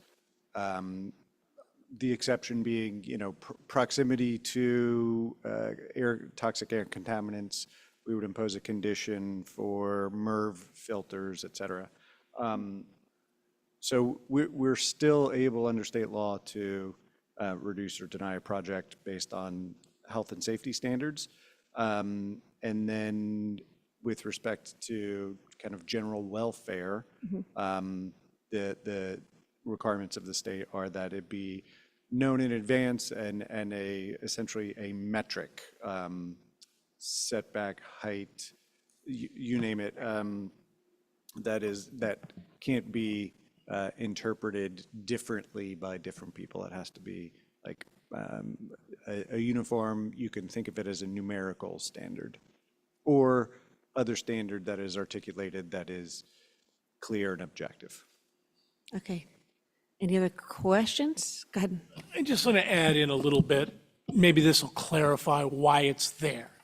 Sure. Because it's a little bit of pro forma language that shows up in most municipal zoning codes, and it has to do with the state's Zoning Enabling Act. Why is it that the city of Lafayette or any other city can use its police powers to regulate land use? And it's to protect public health, safety, general welfare, and actually in the state constitution, there's a comment in there about morals too. But so that you're right to note that it's an innocuous comment, and you're right, and the letter writer is to note that it is not an objective standard. However, it's not capricious or arbitrary that it's in there. It's an artifact of the police powers of a municipality. That's why it's there. You get rid of it, won't harm anybody, but it's usually expressed in there to, again, make that connection. All right, thank you. Appreciate that very much. Okay, any other questions? Okay. The next section is 6-916.11. And this language also appears in 6-975.10, but you can just read it in this one section because it's the same language. They are requesting. Give us a second, hang on. Sure. 916. 916.11. And then it is in the second sentence of subsection A, the portion that says shall be located and planned in a manner to promote the accumulation and combination of such spaces into larger common use plazas, pedestrian corridors, or landscape areas. Okay. That language we are recommending deleting based on the commenter's letter. And we're recommending that because while it is good planning, it's not a clear metric and thus not objective and clearly understood as what would comply with that in advance. So Okay. to confirm, you're getting rid of just the second sentence or the? If Oh, I'm sorry. That's right. Okay, sorry. I'm sorry, if you look on the screen, the portion for deletion has been highlighted. Perfect. And that, as I mentioned, shows up in this section, and the same language would be deleted from 6-975.10.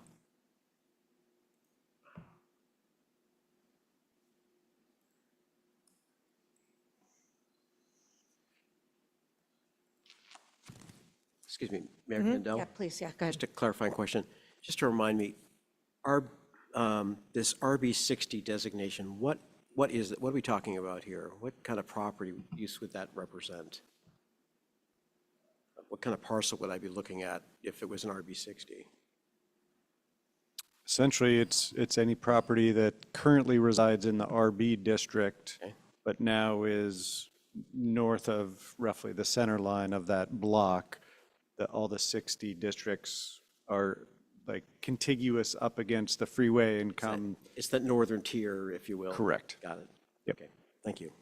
Oh, and the RB is essentially the center of town. Yeah. So C general commercial on the left, C1 general commercial district 1 on the right, and then in the middle of town, RB and then special retail district, RB and SRB, and the core. RB stands for retail business. Correct. So why do you think that's not objective enough? It's planned to promote the accumulation. And so I wonder, because you understand what you're getting at. It's like basically if there are open spaces there, we want more open space there. It all should be going to that space. So is there another way to rephrase it that might be objective enough to get to what the goal is? Locating plan and manner to accumulate the combination. So just say instead of promote, it should be planned in a manner that the accumulation and combination goes to those areas. That doesn't seem subjective, at least not to me.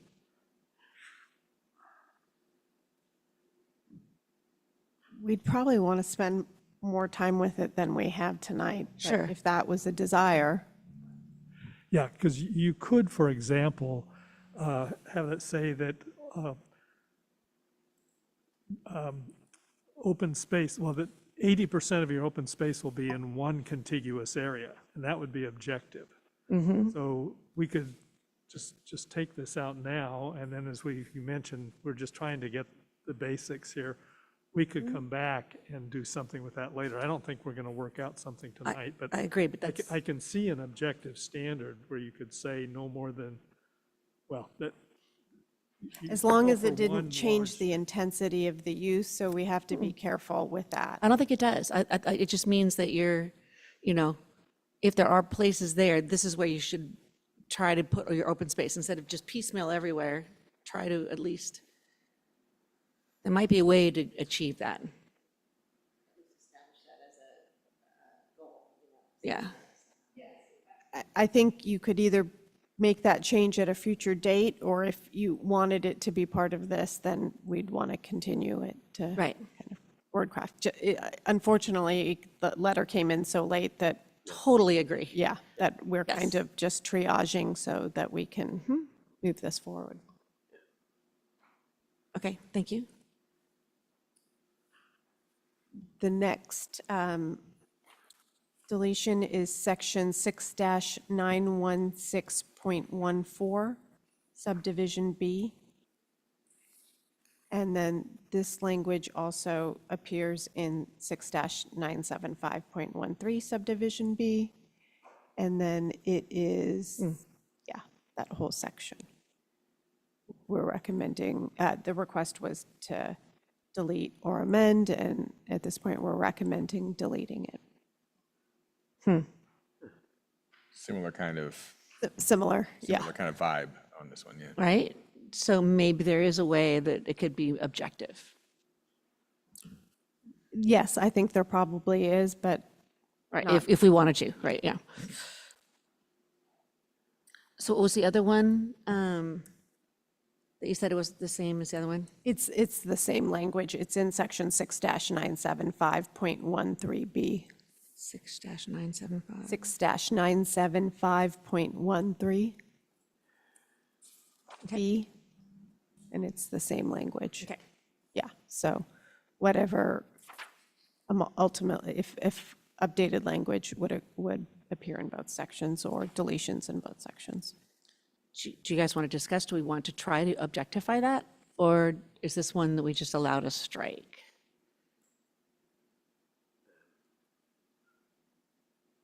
Where, I'm fine just striking it. I think at the moment it would be, I mean, all we're really saying is instead of having like two smaller parking lots, you'd have one, try to accumulate one larger parking lot, right, which I'm not even sure is something we'd want to do anyway. that's fair. I think there are times when not having a giant seat parking is better, so. Okay, And given our lack of parking enforcement, it's probably, it might be a moot point anyway. okay. That's different, right. We can allow this one to be stricken. Okay, that's what I'm kind of hearing. People are okay with this one. We allow it to be stricken? Okay, those two probably sections to be struck. The last one is section 6 dash, and there's 3 sections, but 6-936.11, subdivision C. 6-936.11. So right above that. Should be above that. Yeah, keep going up.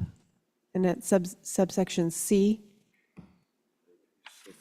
You said 6-936-11-C, and then 6 dash what? It's subdivision C. So 6-936.11C. Correct. Yeah, it's highlighted on the screen. I had this one on my list anyway as a question. It seemed a bit odd and disconnected from all the other kind of statements in there, referring to the planning commission to do something didn't make a whole lot of sense. Yes. So this one, we're recommending deletion. So just the number C. Yeah. Obviously, we'll renumber accordingly. Of course. Council. And then the next one is 6-990.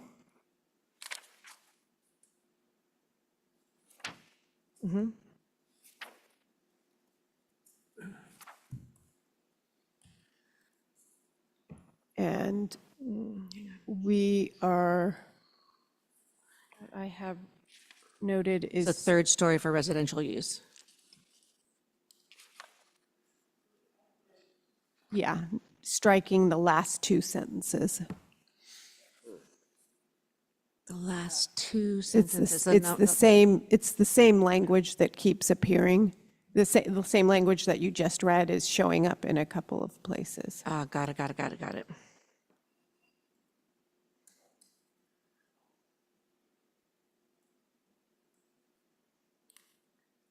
And then the sentence before that, I think, Sonia, I think you were highlighting it, but it's also the last 2 sentences. Well, I have a question on that. If this whole thing about the planning commission, because if it is a mixed use and there's retail, and I guess is that basically saying the planning commission can't take that into account because it's a residential, law saying you can't really have these parking minimums. It's overrode. I mean, wouldn't the planning commission at least need to note that I just want to make sure that we're not removing any consideration from planning commission. I don't think you are. I think that the code calls for parking minima for different land uses. And we have all acknowledged the bill which precludes the city from imposing those minima within half a mile apart. But for a project beyond half a mile, those minima would be applied by the planning commission when considering it. And not just, so that would be an objective standard imposed because it's laid out in our parking ordinance for that land use. For a 2-bedroom, it would require X number of parking spaces, whereas this is a more open-ended and the planning commission will decide. Yeah, okay. Thank you. So how does the planning commission decide if we get a mixed-use project on the parking? We would analyze it based on square footage of the different uses and apply those parking ratios as required in the ordinance. So we don't, so it's proportionally. just duplicate to other parts of our ordinance, or? This is unnecessary language and Okay. I would argue somewhat unclear. The parking ordinance is very clear based on land use and square footage, the number of spaces required. Okay, thank you. Cover this, okay, thank you. And then subsection 6-999.10.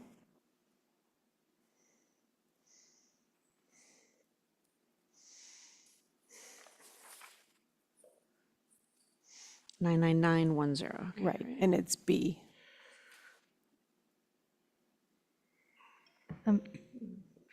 Our consultants have something to consider regarding that parameter? Okay, same one.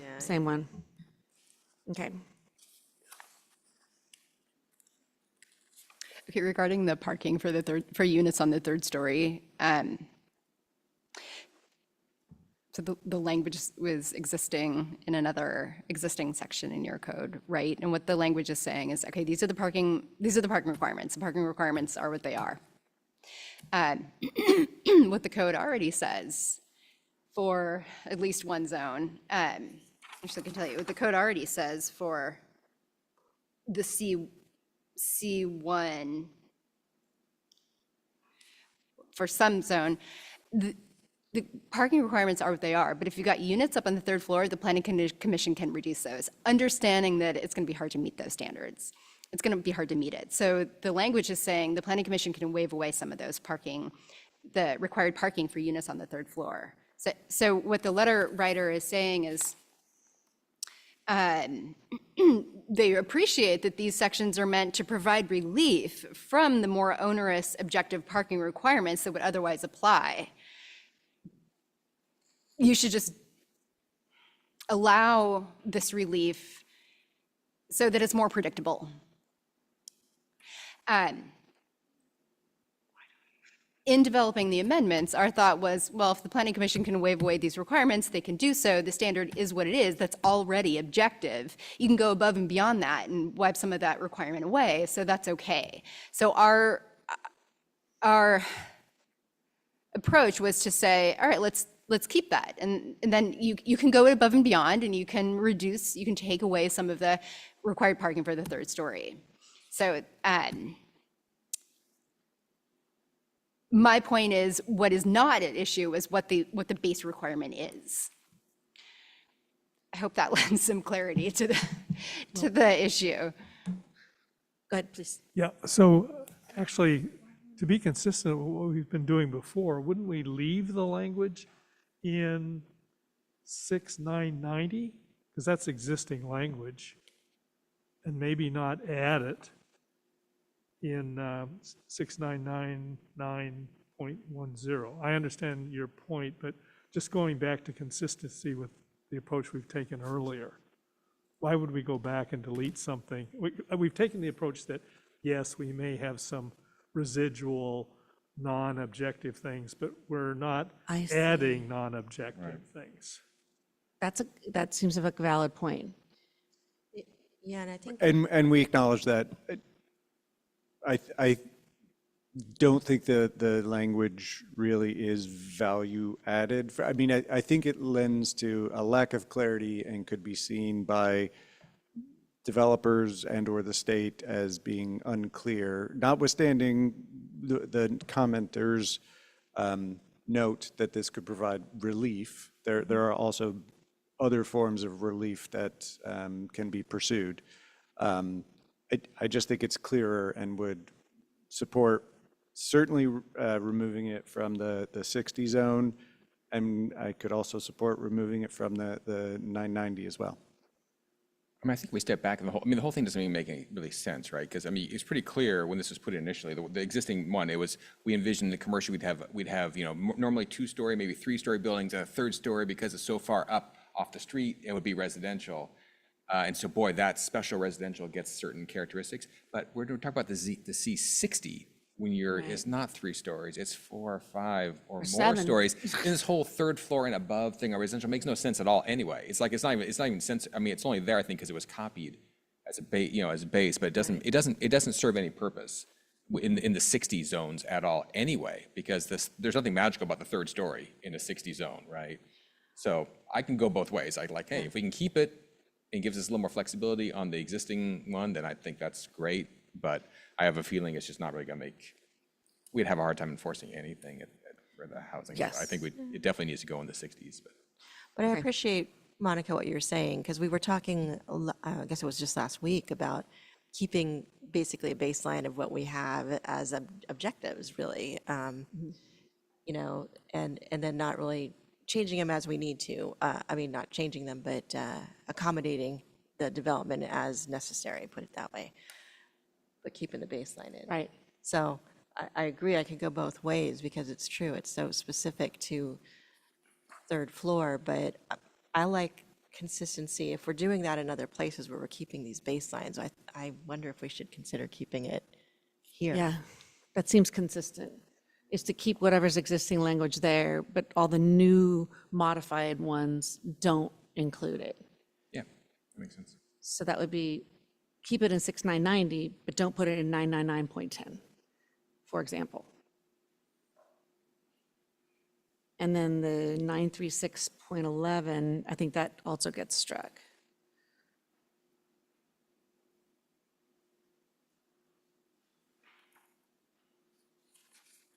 Mala, is that, do you think that would be okay? Okay. Yes. All right. So for these parking ones.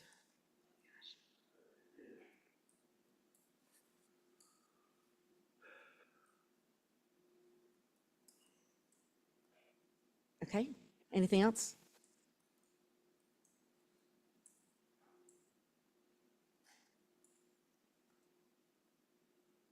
Anything else for the Cal HDF responses? No. No, sorry. They mention a clerical error that on the red line version appears as a clerical error, on the clean version is corrected. Okay. So it'll be corrected for sure. All right. All right, do we have any other questions? No? I'll take public comment then. Any public comment? Mayor Candell, there are no hands raised and no speaker slips for persons in the community hall. Okay, so I see taking the, so before we get to the HDF things, the things that we talked about maybe modifying was taking the half-mile transit language out of all the new sections. And then also on page 6, the 6-916.4-L take out, since none of them face Mount Diablo. That was Carl's comment. And then 6-868, we'll strike C. That was the 868-C.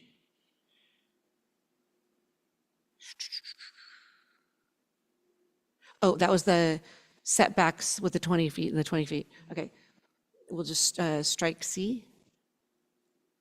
And then the Cal HDF, the 6-275D1, we will, that is the health and safety and welfare. What do you guys think? Do we keep it in or do we strike it? I think we strike it. I would, It's not, it is common sense, but not objective. yeah. It sounds nice, but But it I just don't think sounds it gets- D1, right, and since it is new, yeah. since it's one of our new sections, okay. Then we can strike it. Okay.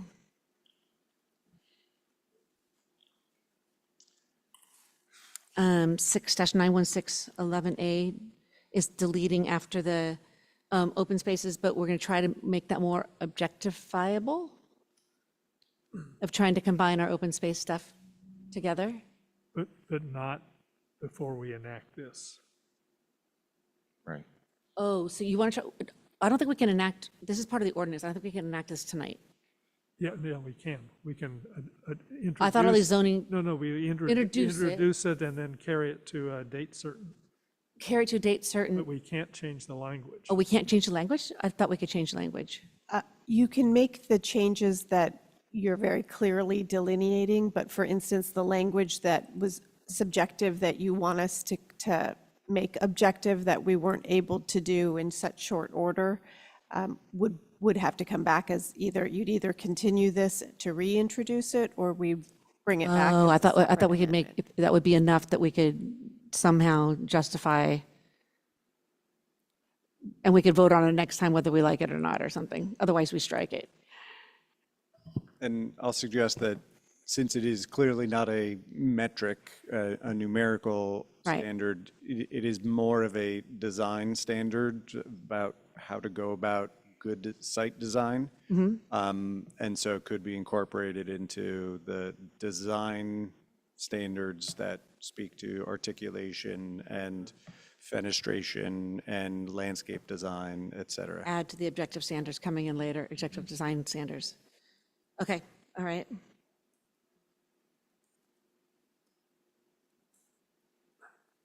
Later, okay, all right, great. And then the whole parking third story thing, we'll keep the original language in the sections that it is already existing and then just take it out of the new, all the new sections.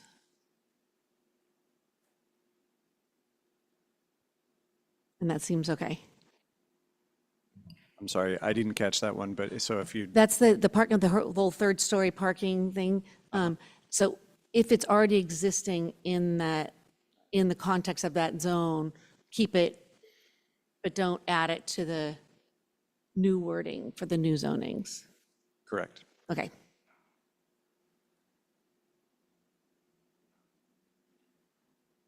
All right, so I think,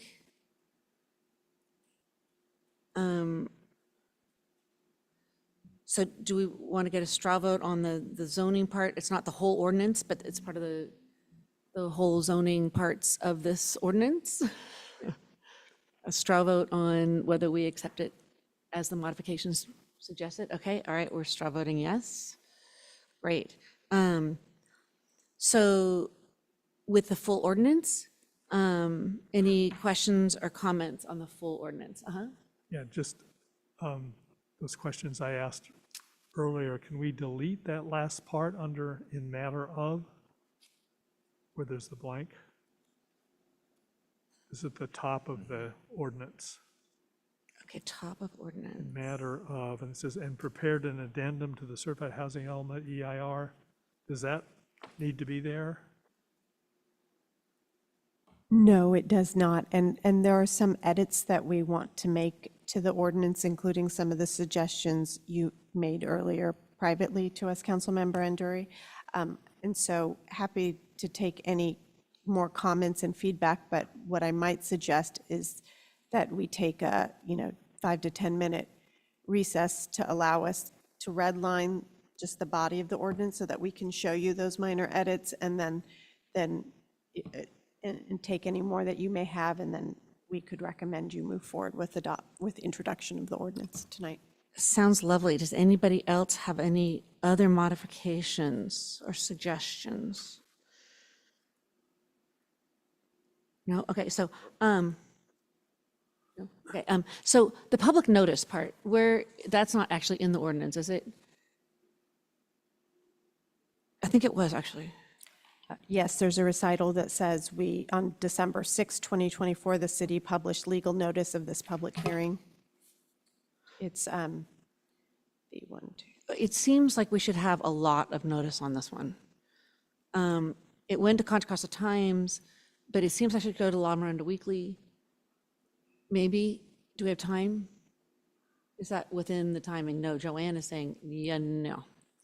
La Miranda Weekly is only publishing like once every 5 or 6 weeks right now, I think, every 4 months. It's not every 2 weeks. Okay, Yeah, got it's- it. it's- Okay, it's all slight right. change, so. I'm just possibly suggesting getting the word out more than it is now, because it's a pretty big change, right? It is. No, I This just- a I really just big think that- change to our yeah, city. Their and next issue is like mid-January, I think, so it's not gonna, No. unfortunately, there's.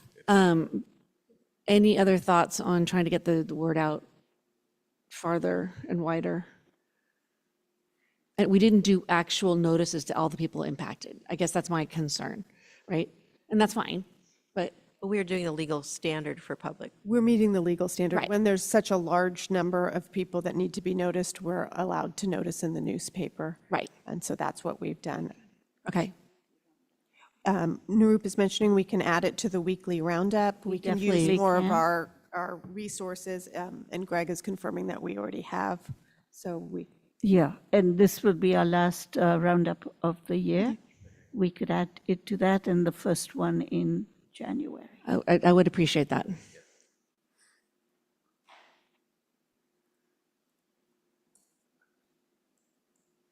Okay. Roundups, all right. Any other comments on the actual ordinance? any public comment on the actual ordinance 696 for the housing element? Mayor Candell, you have no public comments? Okay. I think that is our last piece, and so I will close the public hearing at this point. Okay, so with the, we'll take a break, and you're gonna bring us back some amendments, and then we'll vote. Correct. Great, thanks.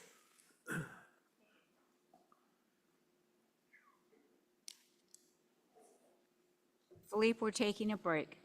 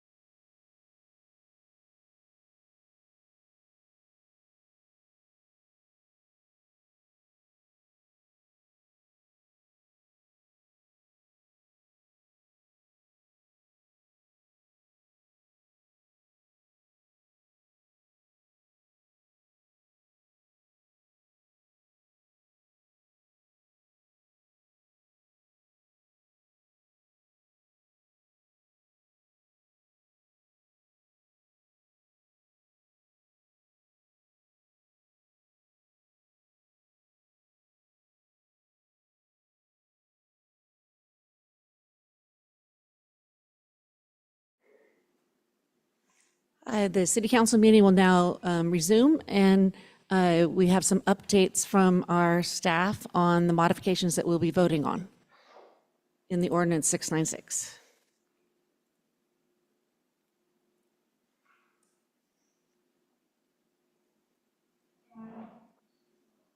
Can you give the document camera here up on the big screen? Thank you. That's very small.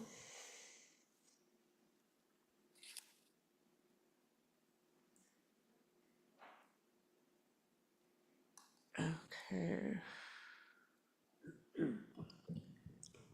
Okay, we have some suggested edits that are cleanup edits on the screen for the council's consideration for the draft ordinance. As Sonia mentioned earlier, we don't want to restate it, we just want to amend and adopt the certain amendments that will be attached as a red line for clarity. And we've also deleted the reference to prepared an addendum in the title. We added dates in where there were X's and clarified that we are presuming the council will adopt the addendum today. And we've added the reference to both the housing element is already in there and referenced the land use element and map. We referenced consistency with the general plan in a recital below. And then we also inserted a date and just made some clarifying edits to just, again, another date referenced for when we'll bring this back, hopefully for adoption. And then we also referenced that you've already adopted the addendum, presuming you do, and move forward with introduction tonight. And then we added the zoning map to section 3 to amend the zoning map as well, and then clarified again it was an adoption as opposed to restating. I think and those are all the changes. And then the ordinance takes effect 30 days after, and then just clarified the new mayor's name. Okay, thank you. Any questions or comments on those edits? All right, seeing none, okay.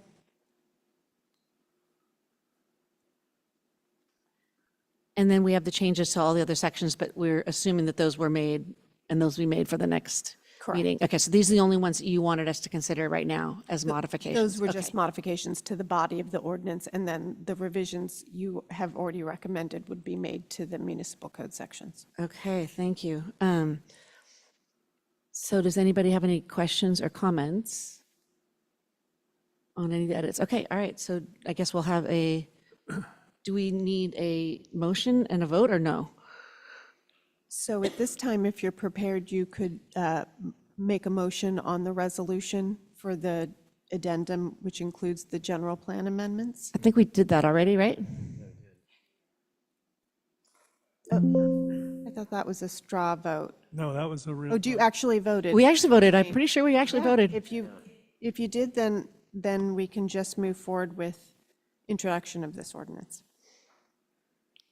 The introduction of the ordinance, what do we have to say anything in particular? I'm ready to go. Okay, Vice Mayor Enter is on it. Please Okay, go, I move sir. introduction of ordinance 696 as amended, waiving of the first reading and continuing to January 13th, 2025 for the second reading and adoption.